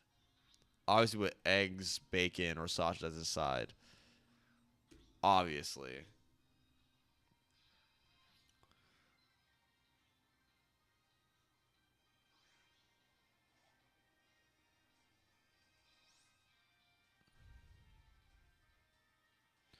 Yeah, bro, I just need to get a PC, bro. Like, the problem is that I have such a small, like, I just have a laptop.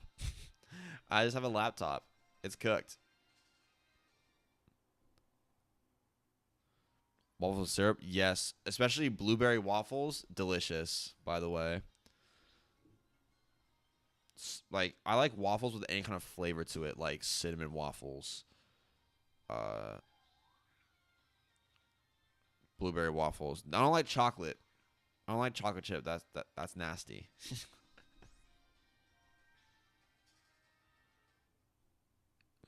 That's disgusting. No, thank you. Um,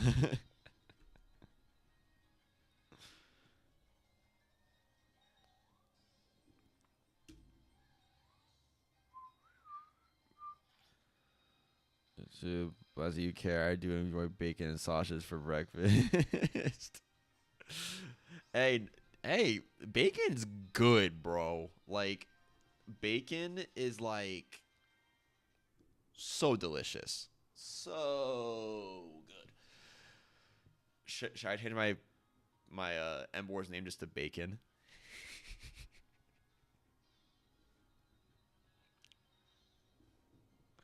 Name him Bacon. That'd be kind of funny. And I feel like Oni's more intimidated, but I feel like Bacon's just really goofy, bro.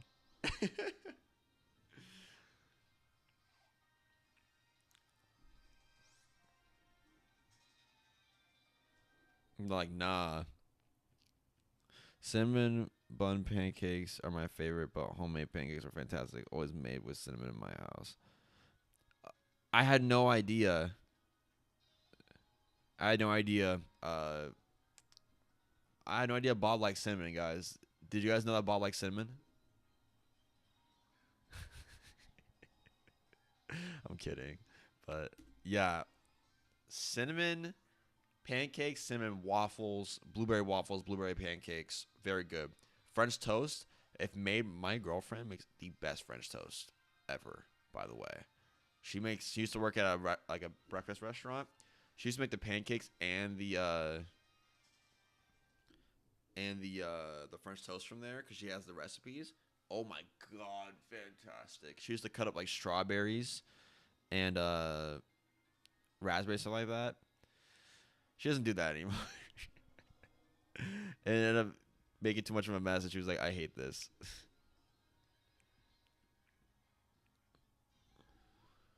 But here's another question for you guys. Do you guys prefer like milk, orange juice, or apple juice, or water with your breakfast? If you say water, you're a masochist. Okay. There's only really three correct answers here.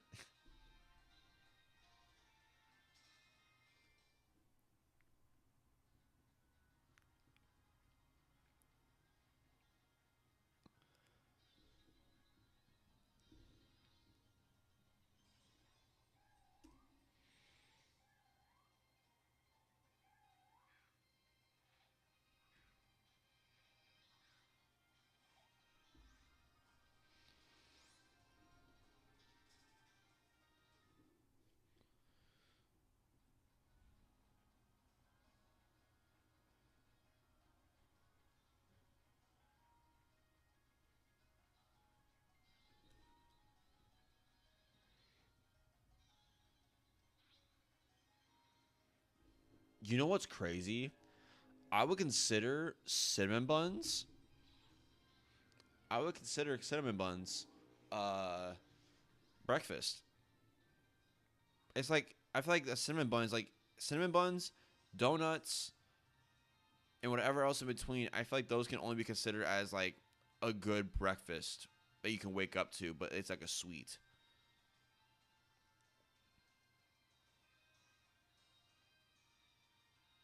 Water is my favorite drink. Yeah, in these climates, I guess you have to have water as your favorite drink, but still, masochist. Uh, you're telling me off the wake up you drink water? There's no way.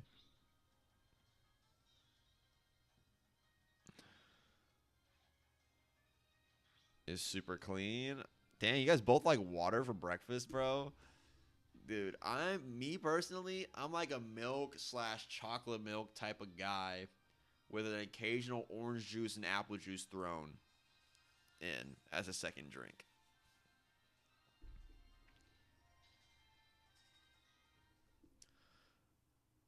But guys, you know what breakfast is really good? French toast sticks. I have some in the fridge right now. Been eyeballing them since last night. But I was in a calorie deficit last night because I'm trying to get back in shape.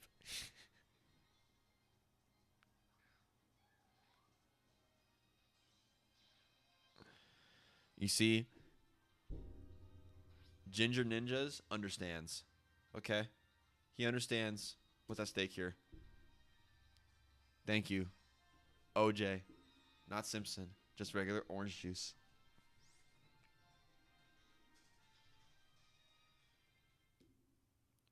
I don't have water for breakfast since it tastes bad when I just woke it up. I have apple juice with breakfast. Okay. You're making it sound like you're just like, yeah, I like apple juice, but I prefer water. I just drink water for my breakfast. Now, I will say for regular meals though, uh, I find drinking water is way better than like drinking soda or like anything else. I'm not drinking soda for the last couple days. I can say I feel great.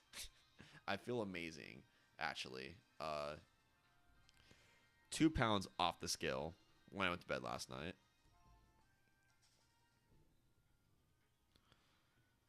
In my house before I was born and tried to sell a water purifier to Mama Doug. When he tested the water, it was completely clear. He gave up on the spot. Joking. That's funny. I remember I live in Canada, so our water is very clean, especially in the countryside. Hey. Hey. Can't say that about Arizona. We neighbor Mexico and California, so we don't get any water here. Well, we have water obviously, but like we need to have water on tap. Now, it's not like Africa levels of bad, but like you know what I mean.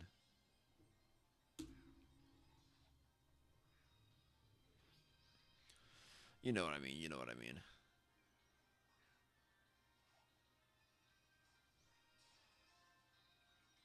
I might end up buying a new face cam today because I don't like my laptop webcam and the angle is really weird and I want to do face cam. I want to do face cam.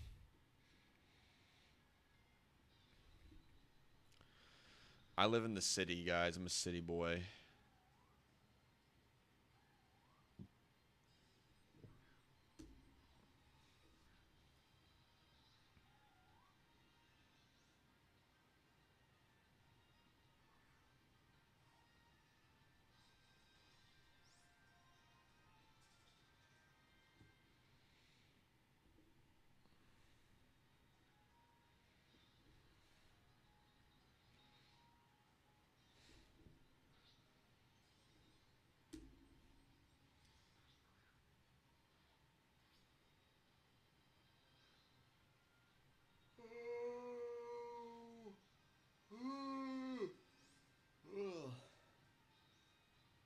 My goodness.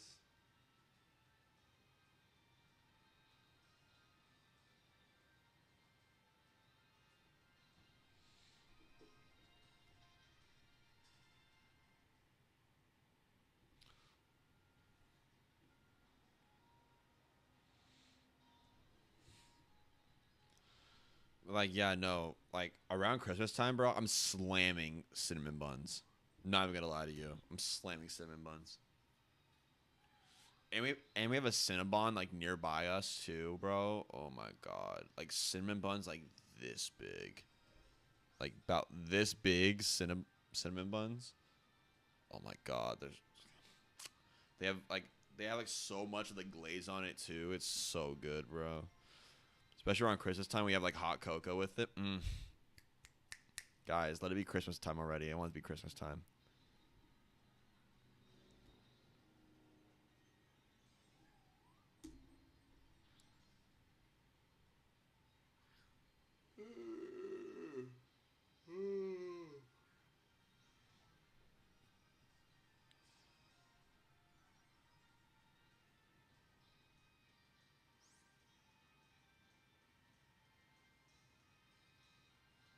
Have you ever found a shiny not really realized and first wonder why it's a different color?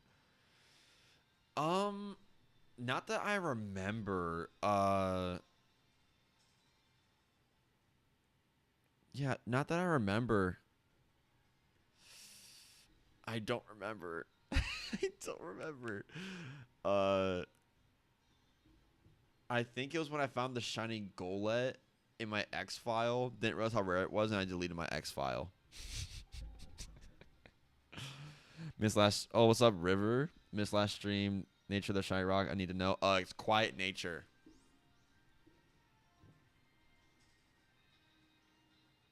Here, look. I'll show you it right now. Here, I got you. His name is Giggles. Say hello to Giggles.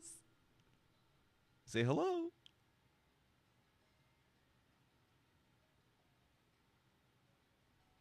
Look at Giggles.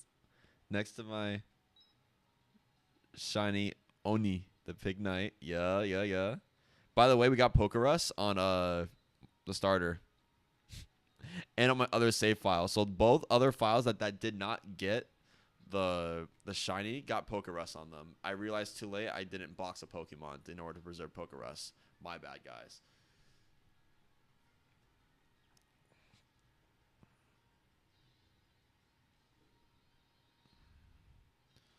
I get a cinnamon bun cake every year for my birthday. Wow. That sounds delicious. Me, I'm more of a cookies and cream. Cookies and cream is like my thing. I did Zekrom. Started a game with a shiny Tepig, and I didn't understand the value.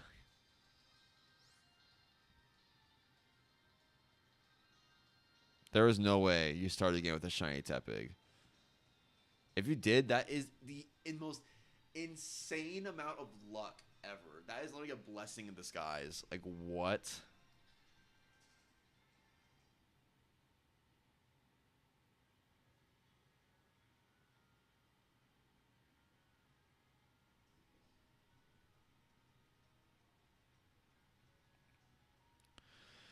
Pokerus basically increases, so like it's like a little virus your Pokemon get. Yeah. He explained it really well. He explained it. Yeah. It just doubles the EV gain, but it's super rare. Like I think it's like 3 out of like 64,000 or something like that. No, like 3 out of 21,000. Something like that. I don't know.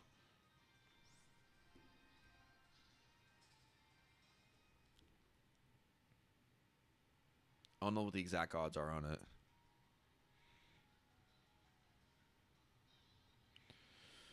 Caught a shiny almost though. Oh no. Yeah, like mine was Golett and X. So I think we're claiming Golurk in this game would probably make sense. And the fact that it can Mega Evolve now, which is so cool.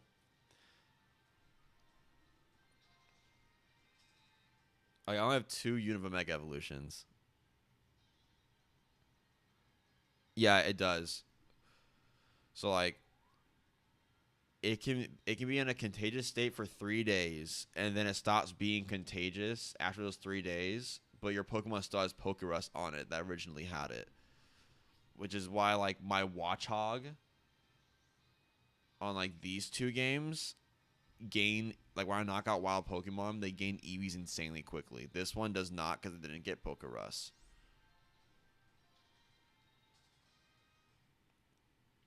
Hopefully now it will because we're doing more encounters. Hopefully, hopefully, hopefully, hopefully.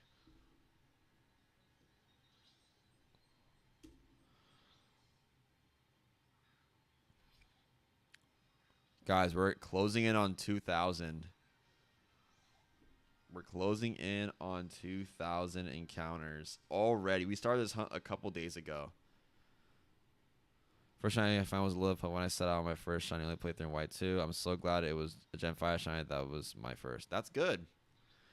Actually, oh wait. A Gen 5 shiny was my first shiny too. I just realized that. I remember Golett being my first ever Gen 5 shiny. But it was in Gen 6 though. I wish I kept that save file. I wish I kept that Golett. But we can only redeem it through normal means. And if we redeem it through black and white, that'd be even better. Oh, yeah. You'll probably be done within 15 minutes. Easily. Easily.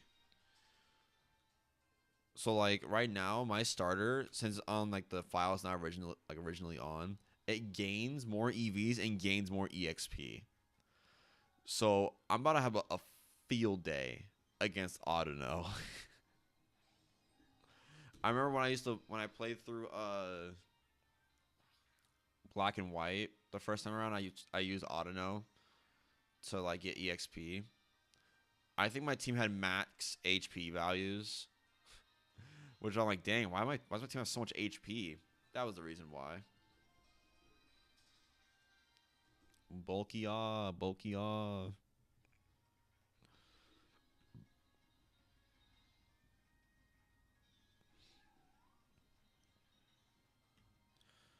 Guys, what should the name of the Yamask be?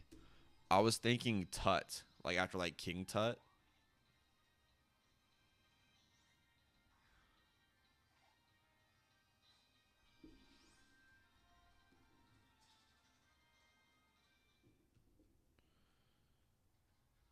I don't know. What should I what should I name it?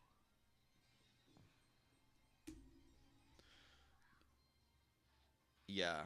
And guess what? Both those are about to be on the team. Like, bro, I feel like if you lie to my face and say Emboar is not a good shiny Pokemon, you are a very interesting person. Like, lie to my face and tell me that, man. Lie to my face.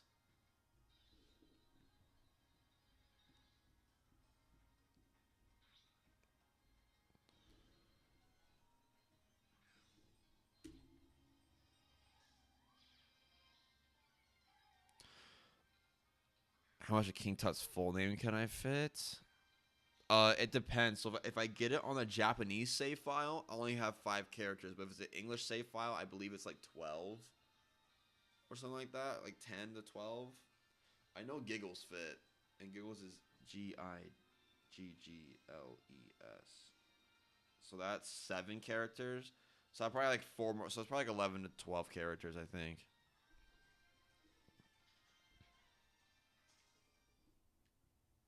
Something like that.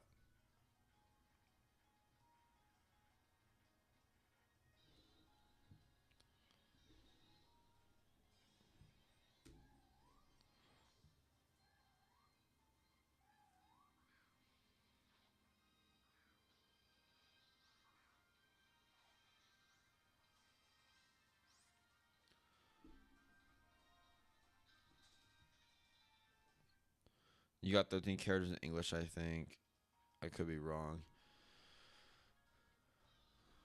Well, honestly, it depends. If it's a female, I might name it Cleo after Cleopatra,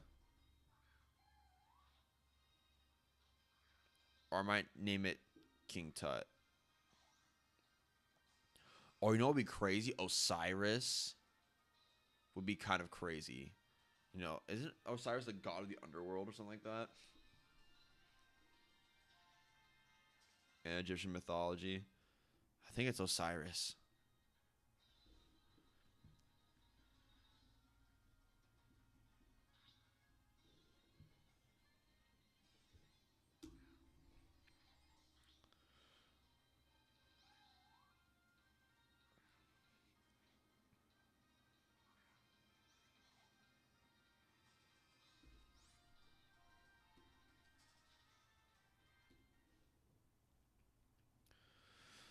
I'm gonna get a haircut today too, guys. My beard is growing out. I don't want my beard to grow out. It's getting bad. It's getting chopped. It's getting chopped.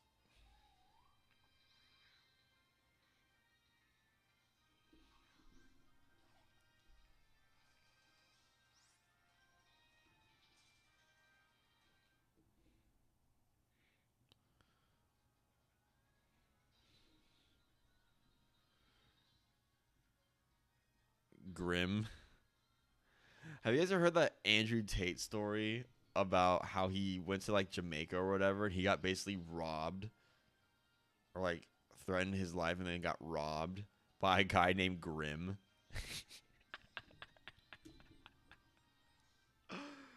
I thought that was so funny. I was like, bro, because he was talking all this mess about like, oh yeah, I'm a UFC fighter. I can kick anybody's ass, and then he gets cooked. Then he gets cooked. Like, bro, they have 5 guys and they all have guns. What are you gonna do against that? Block the bullets? I think not.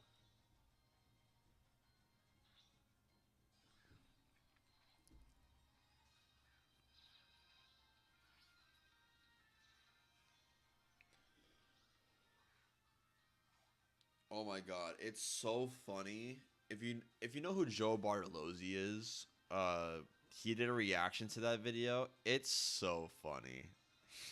It's so funny. I'm not even gonna lie to you. It is so funny. I was about to say that there is a Yamask named Masky.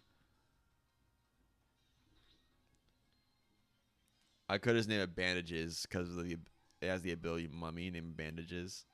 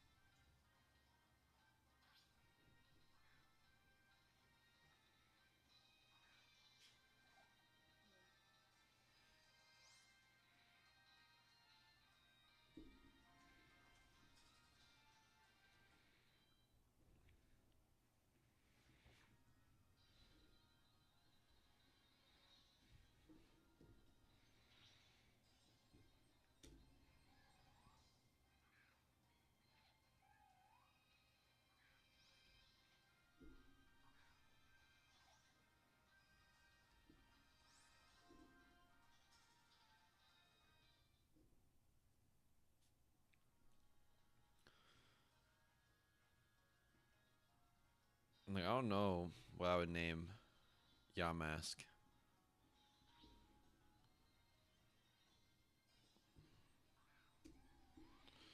Guys, let's look up some Yamask nicknames. Let's check the internet for some Yamask nicknames. Actually, Kafagria's nicknames, because that's what it's going to eventually evolve into. Kafagria's nicknames.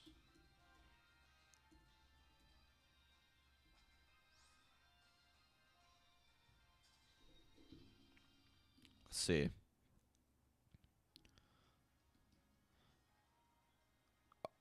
Okay, 1, 2, 3, 4, 5, 6, 7, 8, 9, 10, 11. Okay, so I can fit King Tut's full name to answer your question. Okay, so literally everything that I said: King Tut, Cleopatra, Ramses, don't know who that is, Osiris, Anubis, Imhotep. Name it Phantom, Mumra from Thundercats, Coffin, Flop. I'm not naming it that. Bling Mummy.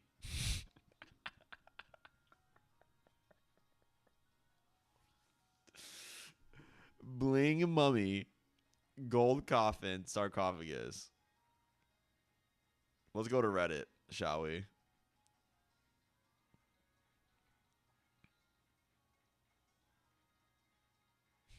One of the options from what I looked up was snack.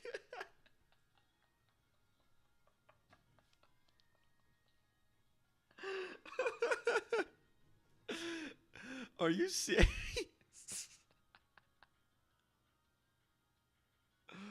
Someone named it Sticky Hands after like the toys.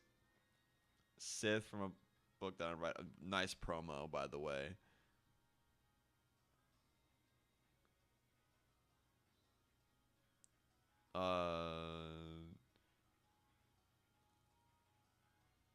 I named my Yamask Rocky because I wanted to train him to be the best of my team. You know what? Good on you.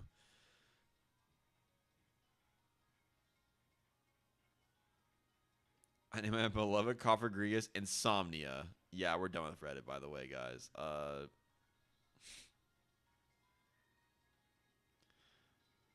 BBNO Mummy? What does that even mean?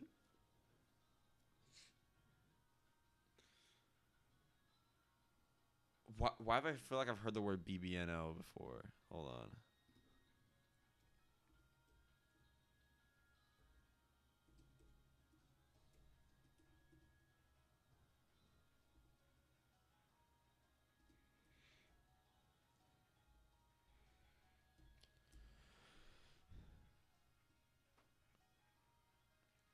Baby, no money.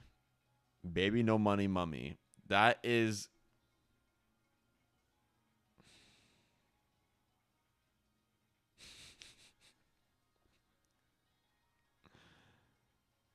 Oh my god. I'm so done with the internet, bro.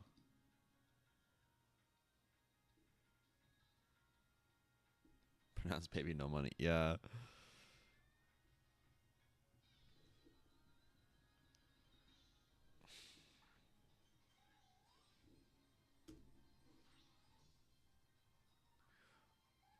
I'm just gonna name it Daddy. Daddy Mummy is what I'm gonna name it. We're gonna name it Zaddy. Zaddy. Baby no mummy. That's funny.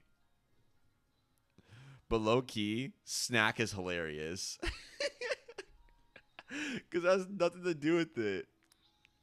It has nothing to do with it. Oh yeah, my congregation is a snack. So goofy, bro.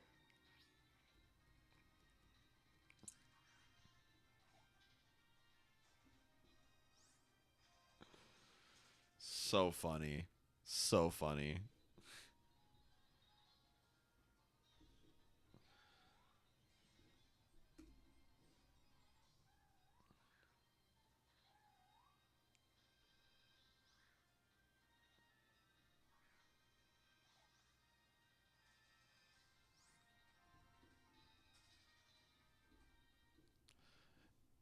Is it true? This question's for you, Bob. Is it true that in Canada you guys are known for your maple syrup? And is your maple syrup good? And is it better than the U.S.? Because I want to know. Because I love maple syrup. I know you guys' flag is literally a maple leaf, but like still, is it as good as they say it is, or is it buns? I need a Canadian's opinion on this. And then also, while you're answering that, are Canadians angry?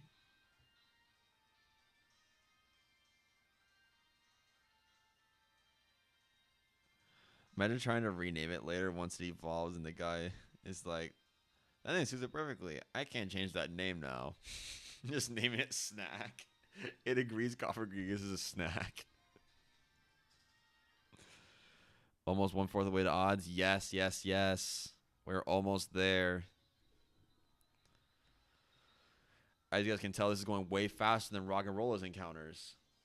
One, because I have 3 DSs now, and two, I am motivated to get this done because I want to get to Zorua.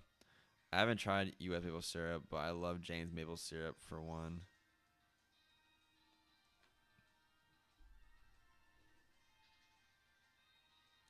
Yes, because like I've always heard Canadians just like are just like never angry, or is it like a myth? I don't know.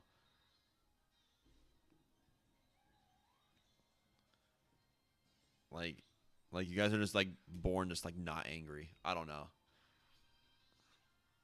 It's a mythos. It's kind of like how Americans only drink beer and eat cheeseburgers and live on a farm kind of thing. Which it's kind of true, but like you mean aggressive and violent? Because yes, we are. Okay, so guys, I think someone lied to me then. Oh, I forgot about hockey. Yeah, I forgot about hockey. I remember people saying I've never met a mad Canadian before. I'm like, what? Is that even true? Like, you guys must be meeting the ones that left freaking Canada that had anger issues over there, and they came over here. It's way better because of not being rage induced by hockey all the time. Yeah, not even gonna lie to you. Canadians are nice until good faith runs out. Then we shift from saying sorry to making others say sorry. Oh my god. So it goes from sorry lad to you're gonna be sorry lad.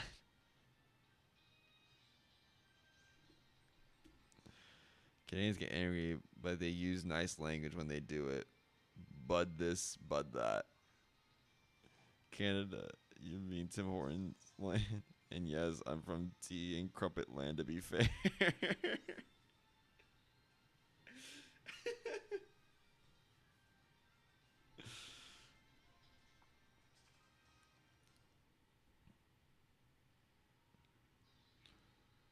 Oh my god. I don't know if you guys have ever like in Arizona, if you don't know at least a lick of Spanish, bro, like you can't communicate to basically like a quarter of the population. Like I'm not saying I know Spanish, I know a little bit of it, but like dude, it's like god dang, bro. Like it feels like every time I meet someone they're like, "Oh, yeah, I speak Spanish." I'm like, "Wait, what?" You don't even sound like you speak Spanish. And they just start laying it all out. I promise the language ain't nice when we get pissy, at least for English speakers. Tim Hortons fell off. Oh, it's so funny.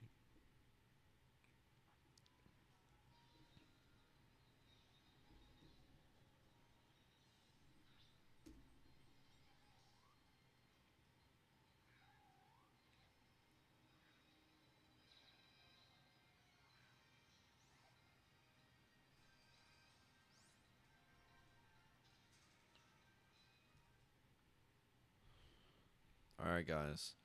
We are 2 sets of encounters away from hitting 2K.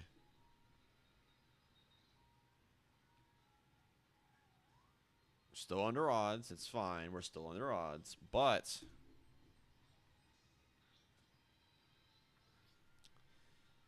I'm not trying to have another scenario where we get 12K again. At least for a little bit. Please.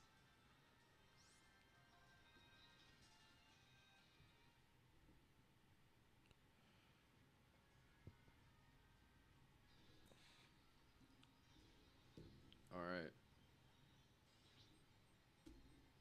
2,000. Nothing.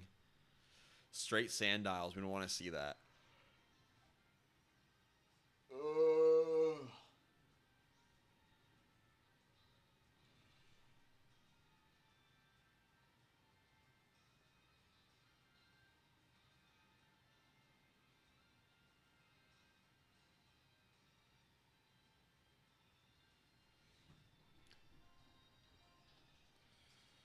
Jeez.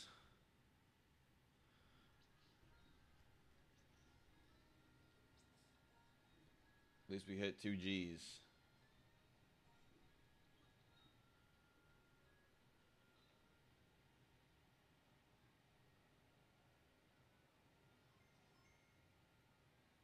Yeah, I'm kind of hoping that I get it soon, cause that would make the time crunch way easier. Cause I'm dealing with like right now, I would have to get a shiny a month. If I can get 2 shinies in 1 month, that alleviates so much time for me. I'm not lying when I say this. There's this one Tim Hortons location that I always sung the praises of because it had sour cream glazed tidbits, but no location had them. 2 months ago, they got rid of them. What do you mean they got rid of them? Need you to elaborate on that? What do you mean they got rid of them?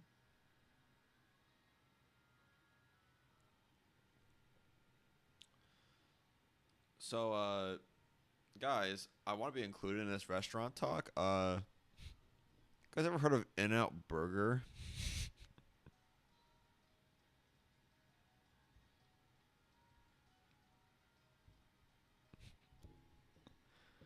I love Dunkin' Donuts. It's like my favorite donut place to go to. The glazed donuts. Actually, Krispy Kreme is pretty good though too. Oh no! Oh no! No! No! No! You're not going back to sleep. Don't go back to sleep. I see you go back to sleep. Let's get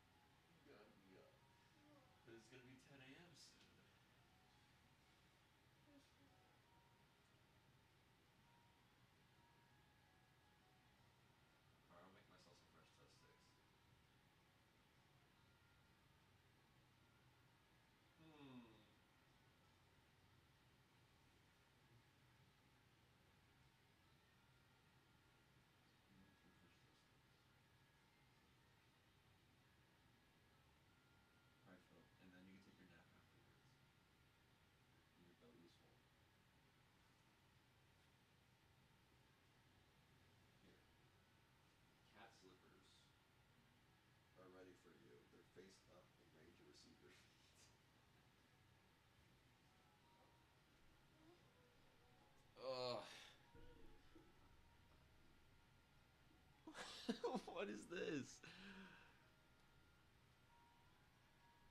I have not heard of In and Out, or is it written In and Out, but is it simply U.S. Yeah, it is U.S. only.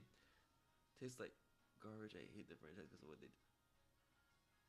Never had an In and Out burger. I don't think there are any near. Yeah, cause that's bro. Let me tell you. Hold on, chat. Hold on, chat. I'm about to blow your minds right now. Okay, I'm about to blow your mind. In and Out burger.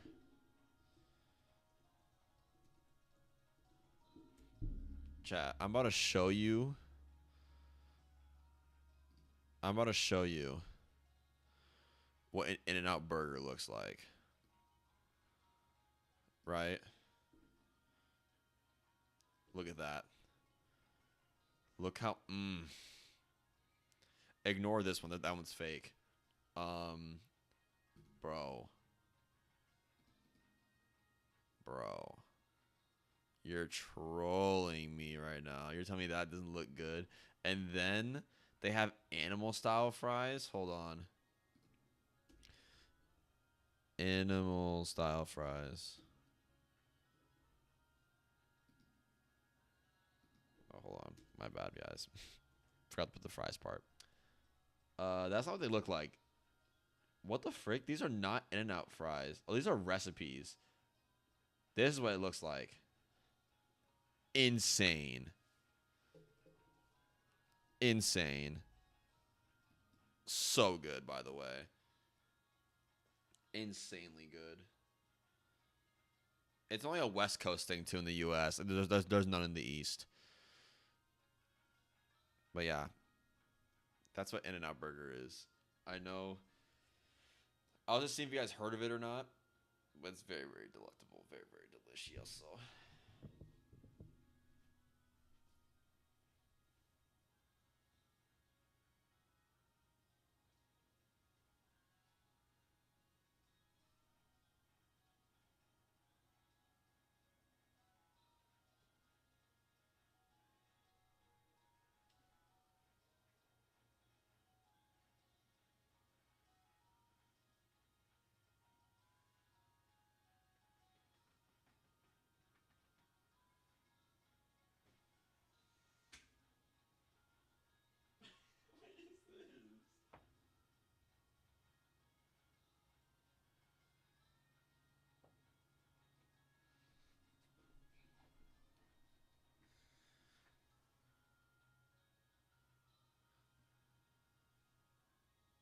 What? You guys had a grilled cheese at McDonald's? We don't have that. In order to get a grilled cheese over here, we have to like ask for everything off the burger and just put a slab of cheese on it and tell them to cook it. I miss it. Yeah, it was good for sure. Guys, I'll be right back. I'm gonna make me some French toast sticks real quick. I'll be right back. Give me 1 second. Give me like 5 minutes.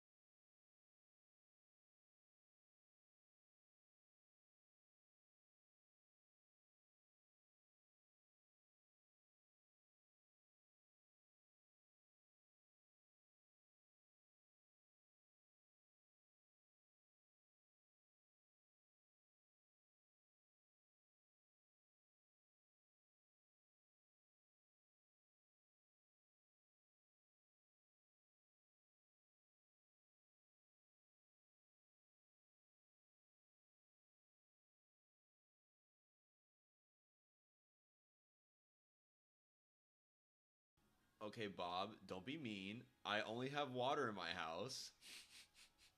Don't be mean. I only have water. I didn't go shopping.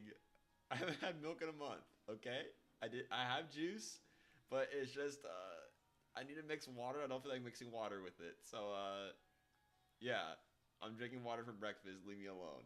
Be back in like 4 minutes.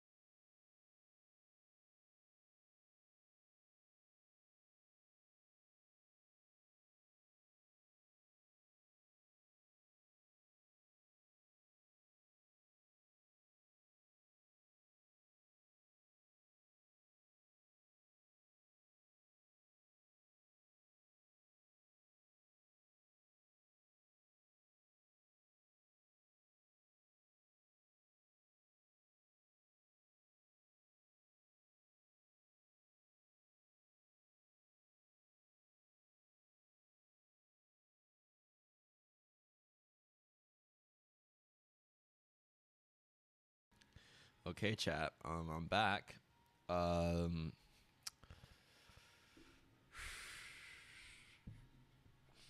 Bob, listen, man. You know, you know, sometimes you just gotta do what you gotta do, man.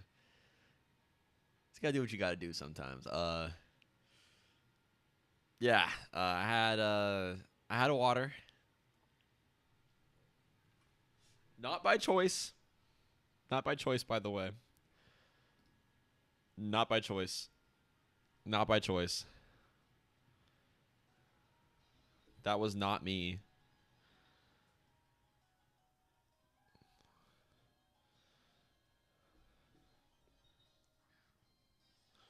It was not by choice.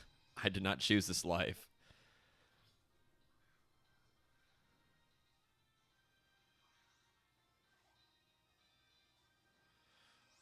Chat, who was born in 2004? That's what I want to know. Who was born in 2004? Me? I'm 2005.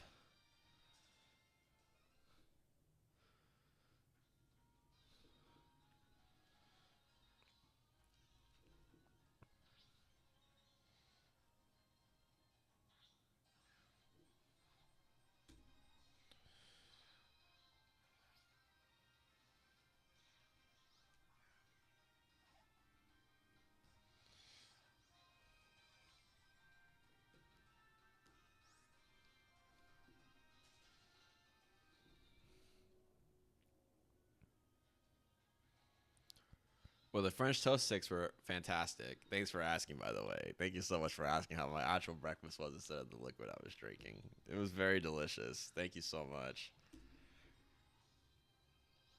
Thank you so much.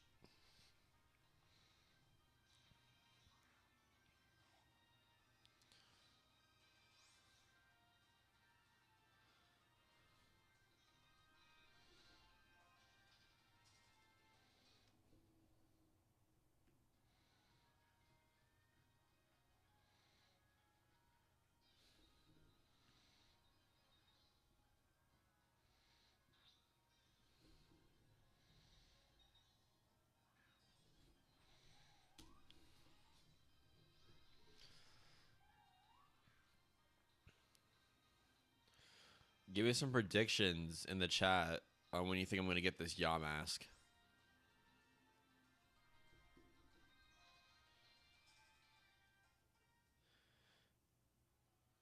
Average adult man when drinking water.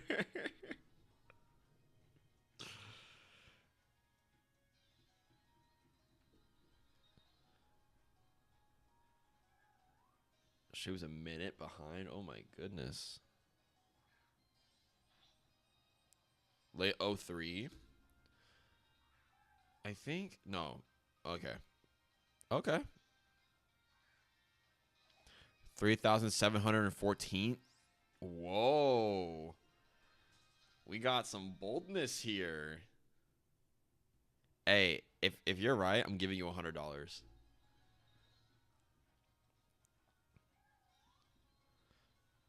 But if you're wrong, I don't know.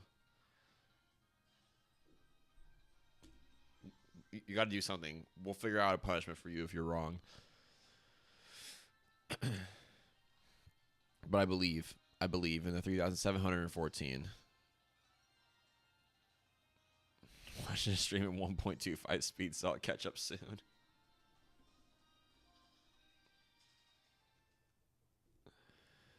This guy.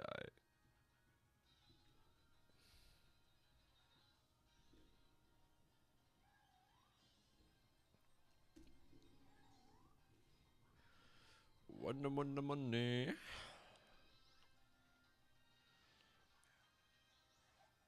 Fingers crossed. Yeah, fingers crossed I don't phase. I got lucky on Rock and Rolla. I thought after all that time I was going to run into a Woobat. Not even going to lie to you. You know how sad and upset I would have been if I phased on Woobat, bro? Oh my god. I would have been on about like 14,000. Crazy. I predict encounter 4,260 to 4,380. So we're going lower than last time because before people were saying like I don't know, people were saying 1,500 or 15,000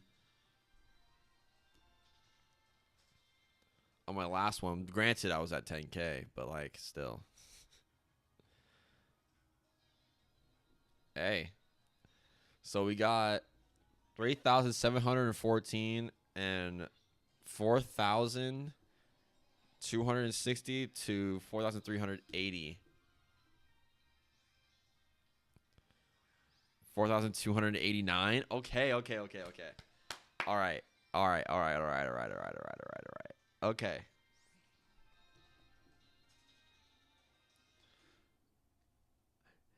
If any of you guys are right, I'll give you I don't know, I'll give you a firm handshake. I don't know what else to I don't know what else to I don't know.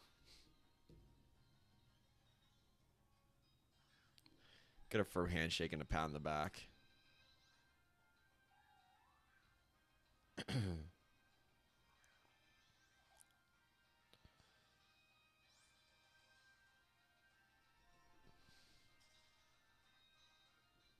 Because I really don't want to phase on this hunt. Because you know how crazy it would be if I got 2 shinies in 1 month? Like, that would, like, actually put me in such good spirits to continue on with this. Like, don't get me wrong, Sandile is a cool shiny, too. Shiny Crocodile is awesome. Like, I was thinking about using Shiny Crocodile for a little bit. I feel like this one's, like, honestly one of those ones where it's, like, debatable. Because I was going to have type overlap regardless. You know what I mean?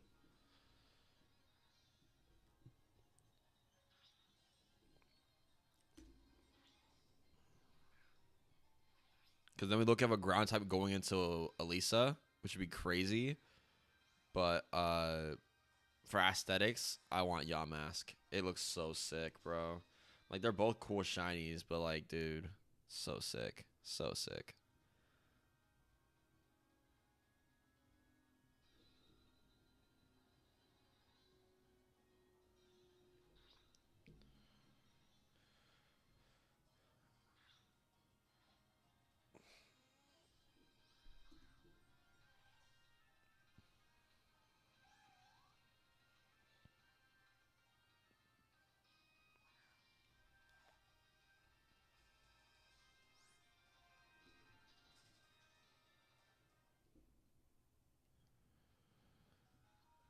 But, hey, I have more hope this time because I'm actually using 3 copies off rip instead of, like, alternating. And I'm doing more encounters on a day-to-day basis, so... Did you just say Eviolite Yamask is pretty powerful?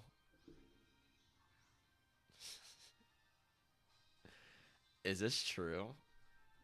I mean, it has the same ability as Kofagriga, so maybe?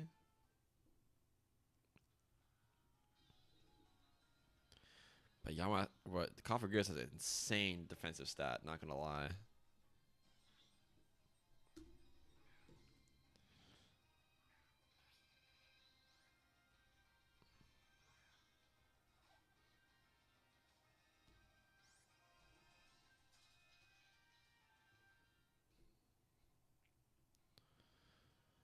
Interesting. I had no idea that people even used Yamask like that with Eviolite.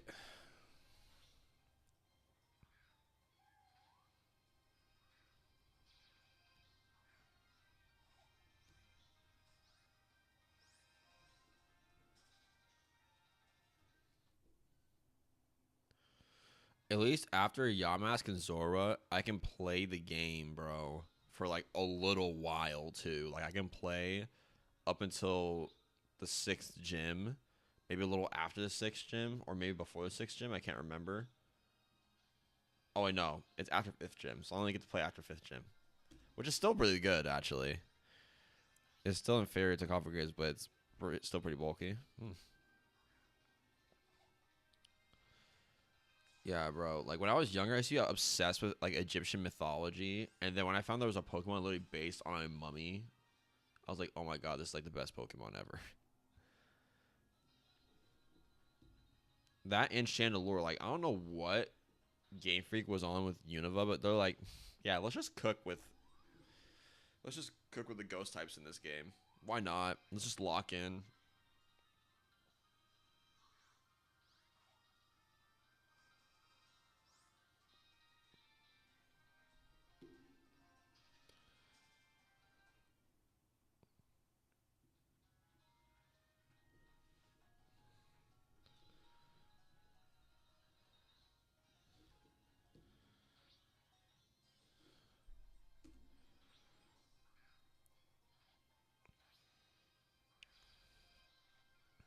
Won the bet. My prediction on when I'm gonna get it. Mm, when am I gonna get this Yamask? I'm gonna be the realist here. Honestly, I'm gonna be a realist. I think 12K. I'm gonna be a realist. Not even gonna lie to you. If I get it earlier than that, beautiful. If I don't, it was already set in stone. I'm glad instead of Galarian Hofagrigus, we got Runerigus, so you can use both of them together in Champion. Yeah,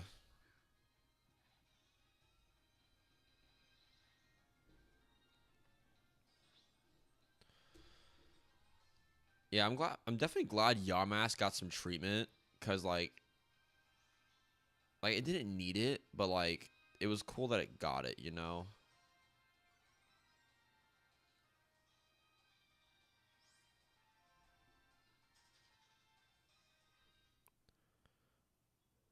Wow to what?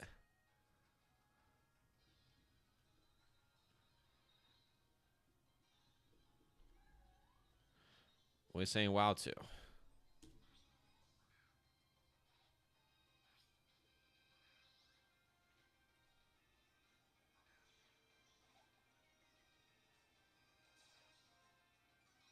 Yeah,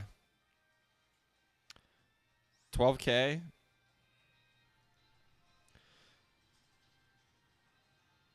Oh yeah, did you only need the one ditto? I'm just checking since I can still get more. Um, I don't think it'd be worth it to do a multi-system hunt. Do you guys think it'd be worth a multi-system hunt to do Zoroarkon? Do you think that would even be worth it? I feel like that's just like a lot of preparation. And I feel like if you do it on one system, it's easier. I don't know. I don't know. Let me know though. Let me know.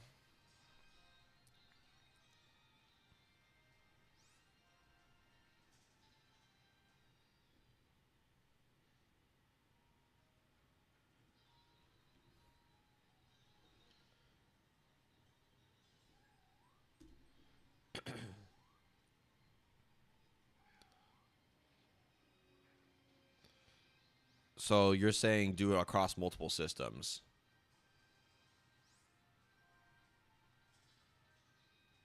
I mean, if that would optimize it, because like the whole thing with me is that just getting the eggs is gonna be difficult unless Ditto and Zora get busy.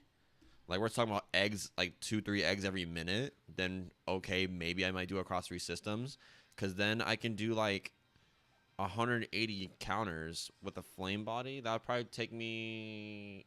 I can do 180 counters an hour, and that'd be really good for egg hatching, especially. Especially, I mean, if you want, up to you. I would just have to get one English Ditto if I want to do my Japanese save in order to activate the Masuda Hunt over there. Um, because I might end up just breeding a Zorua on whatever Zorua comes first. Breed it on this. Oh no. Oh, that's actually so smart. Oh wow, that's actually so smart. I didn't even think of that. You just get like a whole bunch of eggs and split it between systems. Dang. And I guess the shyness is already determined, I guess.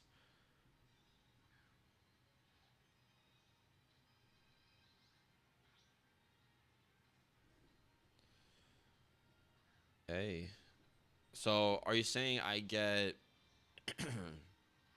are you saying I get Ditto and Zoroark on all three systems to breed and just run it like that? Or are you saying get a bunch of eggs on one system and split it between three?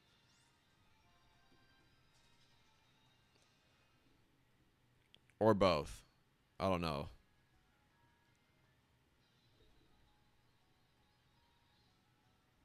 Because I would be able to, and it's way better odds too, less of a chance of phasing as well.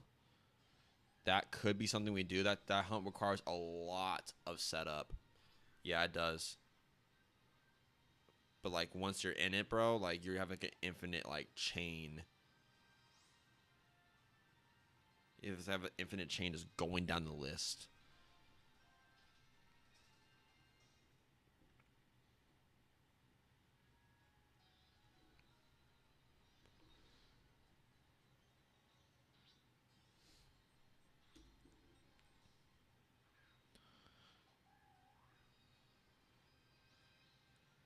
Because that would make the hunt go by 10 times quicker.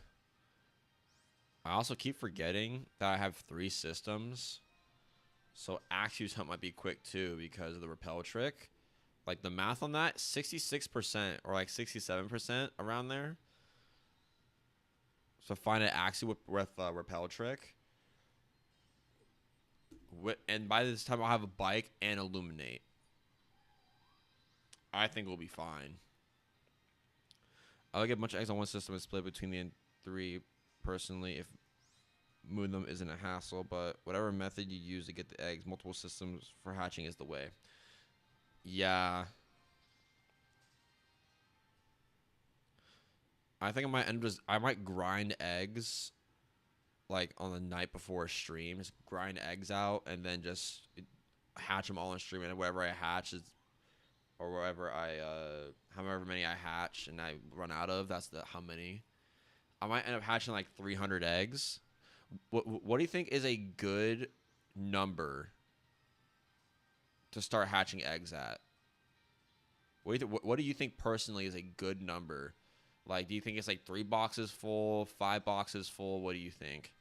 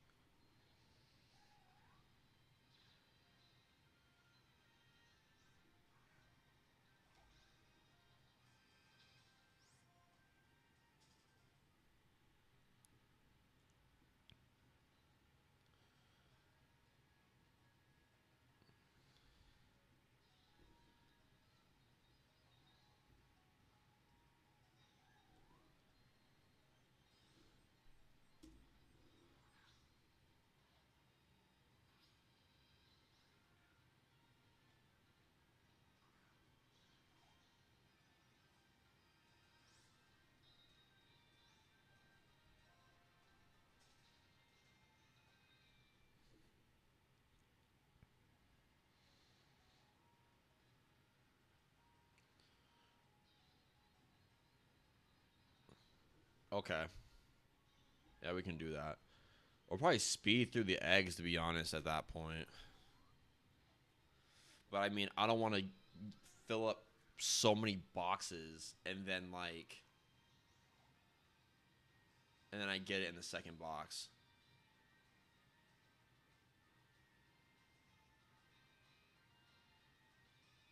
What's the rate you gain new eggs while it's hatching, or is it too slow to split the time between the two activities? I don't know yet. I have not done egg hatching in this game unless it was like to hatch the Volcarona, that one, or the Larvesta from the trainer. But with flame body on my Litwick that Bob traded me. Uh,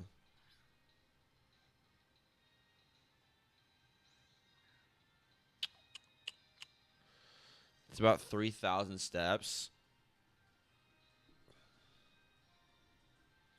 Because I do want to try a way to optimize the egg hatching, so we're getting like kind of encounters like this where we're like flowing through encounters, but like it's obviously not gonna be as quick. Like we're flowing kind of.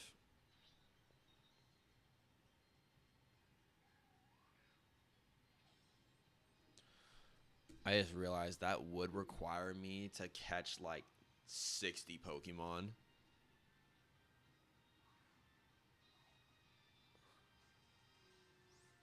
I probably need to split it between 2 games. I probably need to start. I might need another Japanese Ditto for this other English copy. And I'll probably dual system hunt. Hatch eggs that way because I don't want to trade 30 Pokemon. Or 90 Pokemon. There's no way. No way I'll be able to do that. Because I would need to catch 30 to 90. These are brand new saves. I can't do that.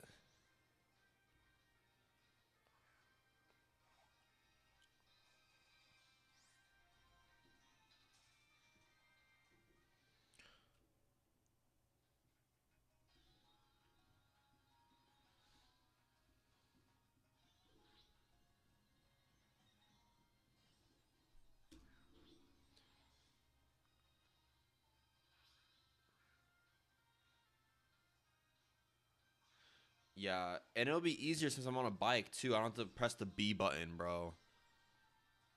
That's the main reason why I held off on the egg hunt until Yamask. Until after I get Yamask and beat the 5th gym.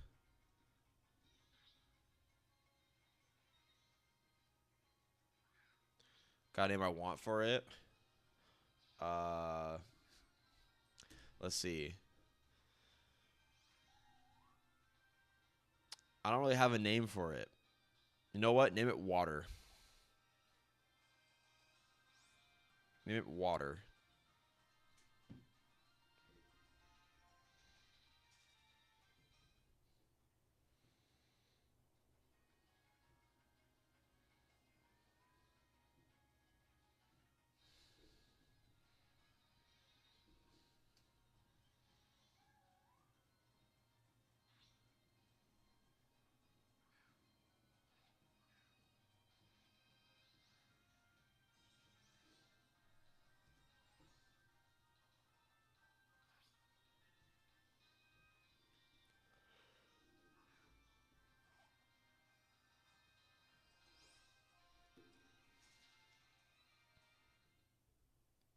Name it, yeah, just name it Water because you never want it unless you actually need it, which is what that Ditto is for.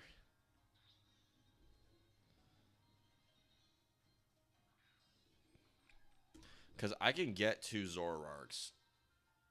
I have 2 English copies of the game, which is fine, you know? And if I end up getting 2, I'll give 1 away. I'll end up giving 1 away if I get 2.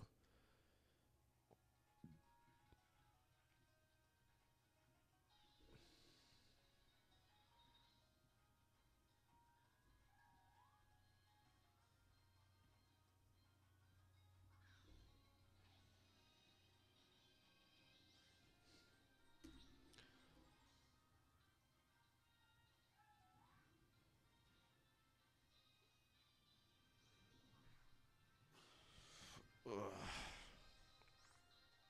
Water the Ditto. Got it.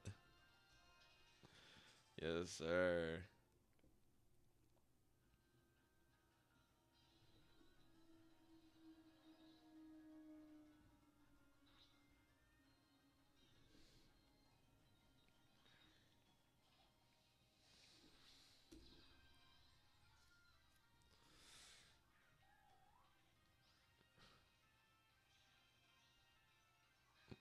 You mean wait?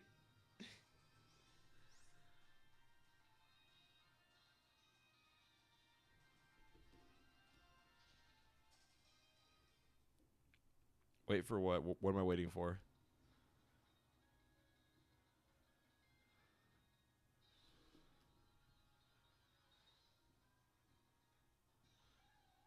Oh, guys, crazy random thing by the way. Mario Kart DS turned 20 this year.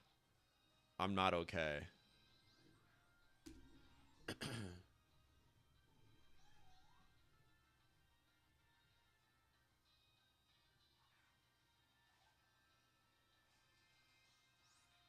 Me and Bob have the giveaway. Yeah, since you're helping me out, I guess I could do that.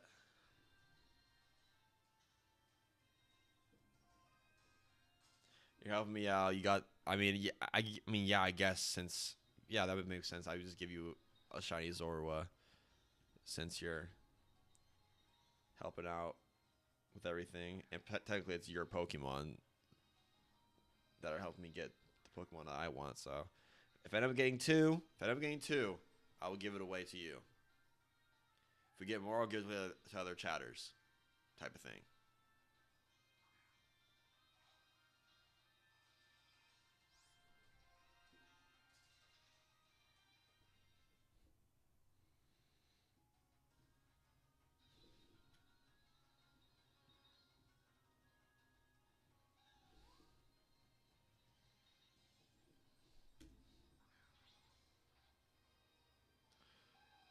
You really want a shiny Zora from Gen 5. That's why.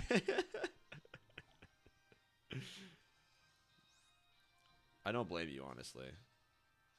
Shiny Zorua is so cool, bro. Like I low-key don't want to evolve into a Zoroark because like Zoroark shiny is cool and all, but like Zorua's blue, bro. I wish I like stuck through it.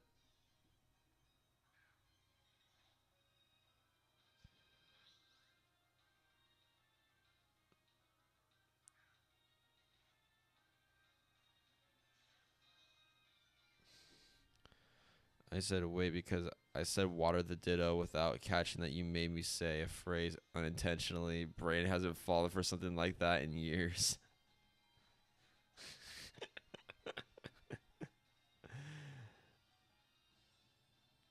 I'm also catching up the stream again. Good, good, good.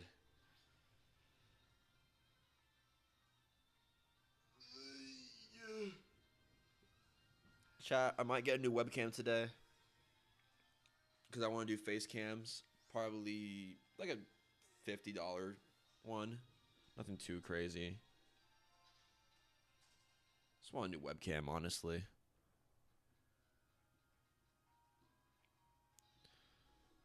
Because I was going to get a 3DS or a DS capture card for this, but since bank is ending soon, there's literally no point in me doing that because most of the games are going to be sent up to Virtual Console eventually in the future. I don't think Gen 5 is going to get anything, bro. Dead ass. Generation 5 hasn't gotten anything game wise in a long time.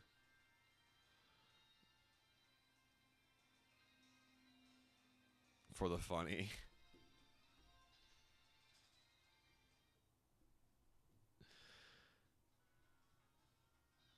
Yeah, it'd be sick.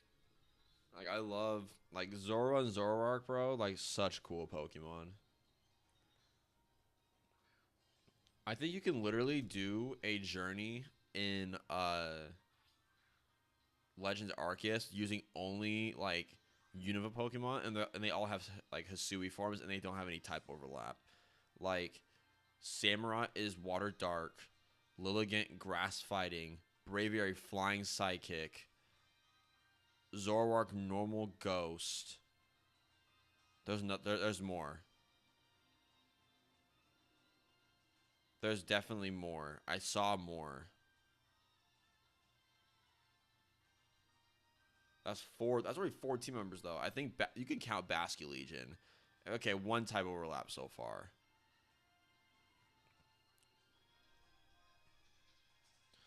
But I'm not gonna lie to you though.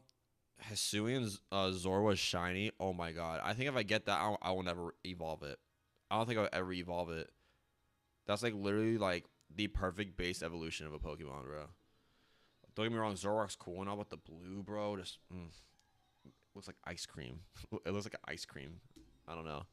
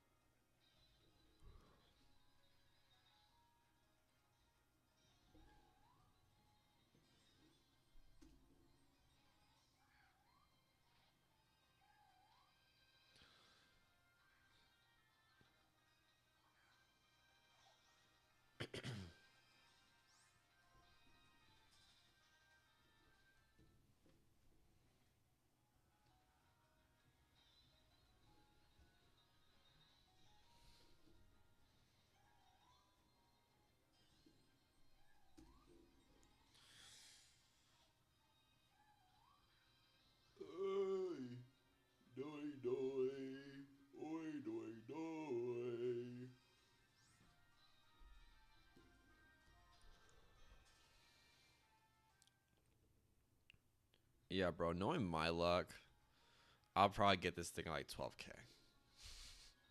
Cause like guys, I'm including phases too, realistically. Cause you're guaranteed not to win the coin flip every single time. If I win the coin flip every single time, bro, every other challenge that moves on from this, I'm never winning a coin flip.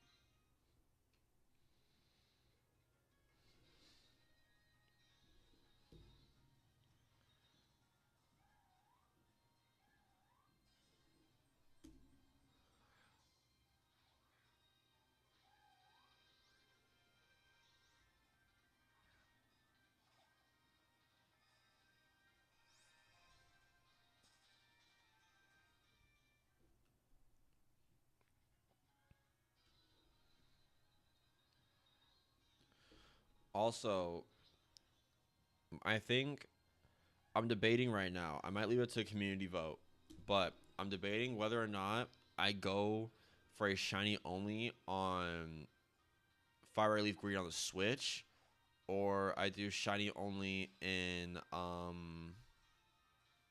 Galar.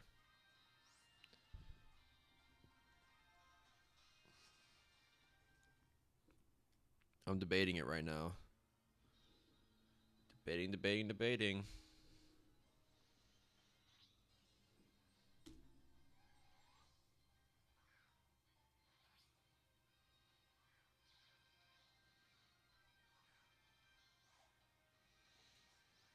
Imagine fighting a trainer who has 5 Zoroark and one other Pokemon, and they keep setting in the Zoroarks as the other Pokemon.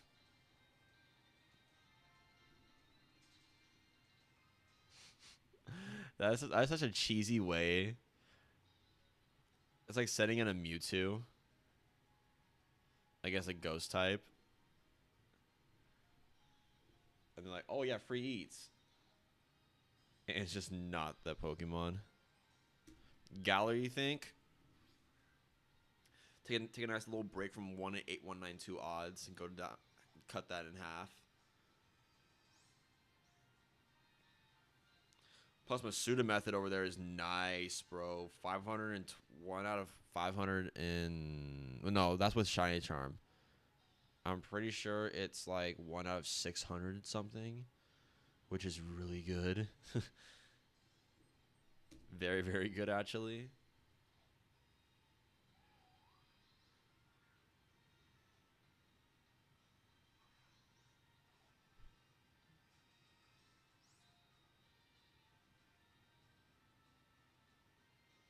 Nice.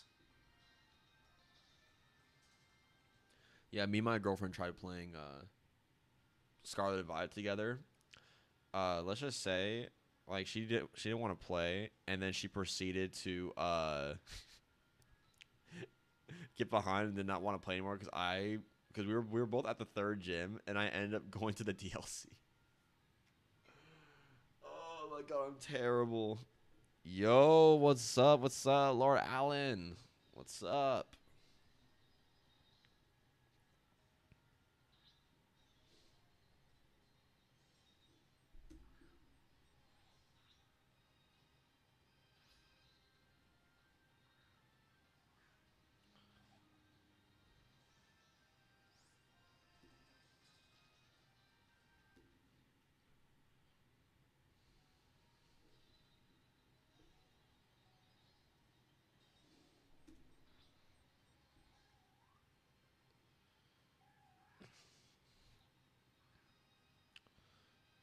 Shoot, I'm hoping, man. Let me see. What were the predictions?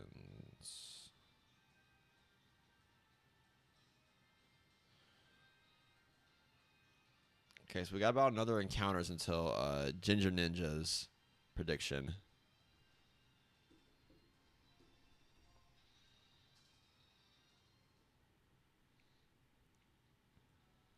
We're about halfway to yours, Bob.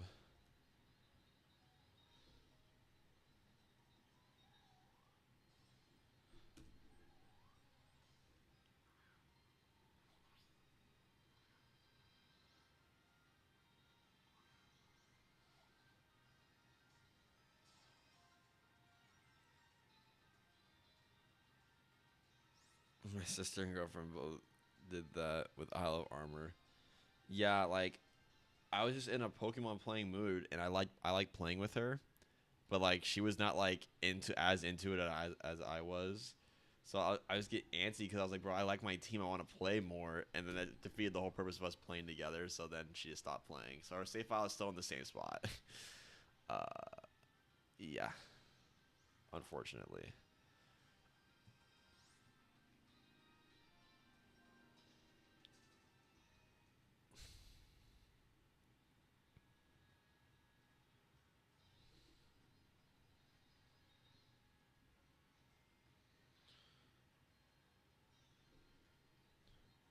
I was gonna do like a little like thing of bringing up my Unova team into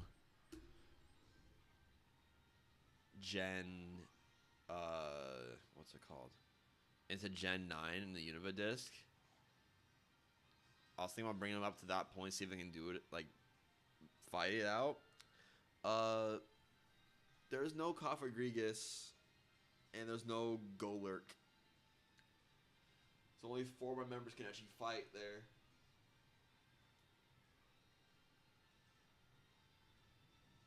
I think same thing goes for ZA. I also like how in Galar you can IV max Pokemon with bottle caps. Yeah. I also like how in Galar you can hit level 100 on your starter within the first hour of the game. If you just go on, if you have a Switch Online membership, you just go on the game, you get level 100 Pokemon easily.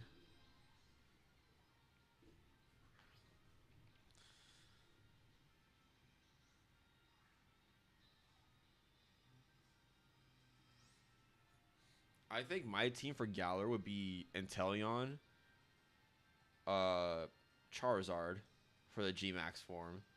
Like, for all of those, I'm going to go the Isle of Armor immediately to change it because I'm not waiting until post-game for that. And then...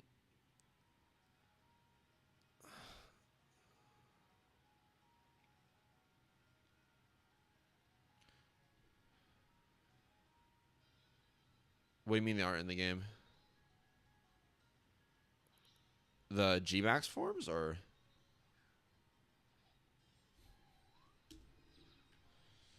The G-Max forms aren't in the base game. There's only the Dynamax forms. You gotta wait till post game. Oh, duh. Add Renegrigus to Scarlet, I think. No, no, like you can't add Kofagrigus, I don't think. And Golurk.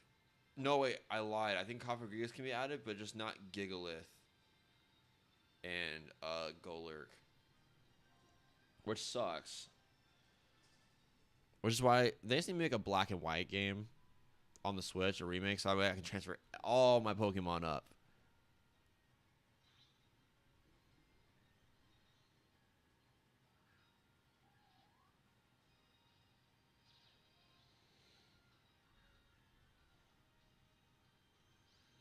It would be kind of sick.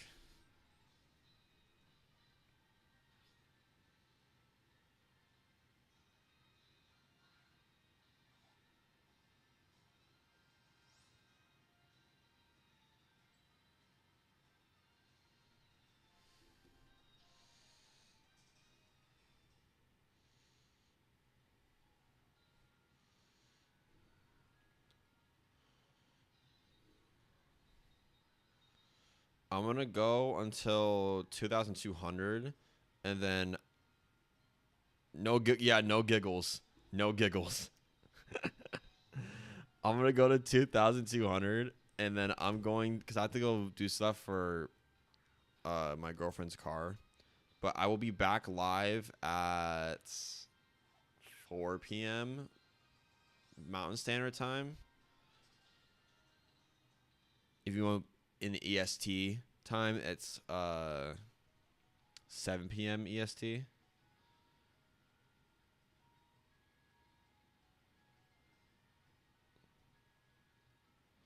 Because I got to do some stuff today, which is why I started so early. I started at 7:30. This is the longest I've ever been live for. Actually, no. 3 hours and 30 minutes is the longest I've ever been live for. But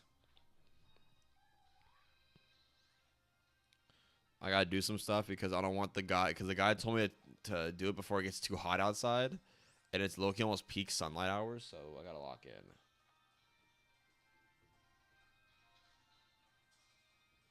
So if you guys want to drop by later in the stream, you guys can.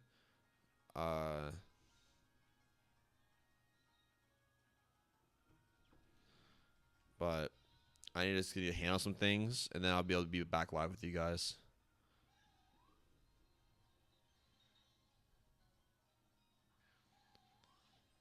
Might eat some lunch, do some other things. Damn, my legs stretched, bro, because I've been in this chair for like literally all day.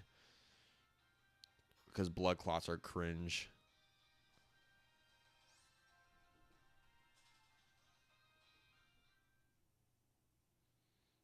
All right, guys, 2,202. We're gonna try to do another 1,000 today.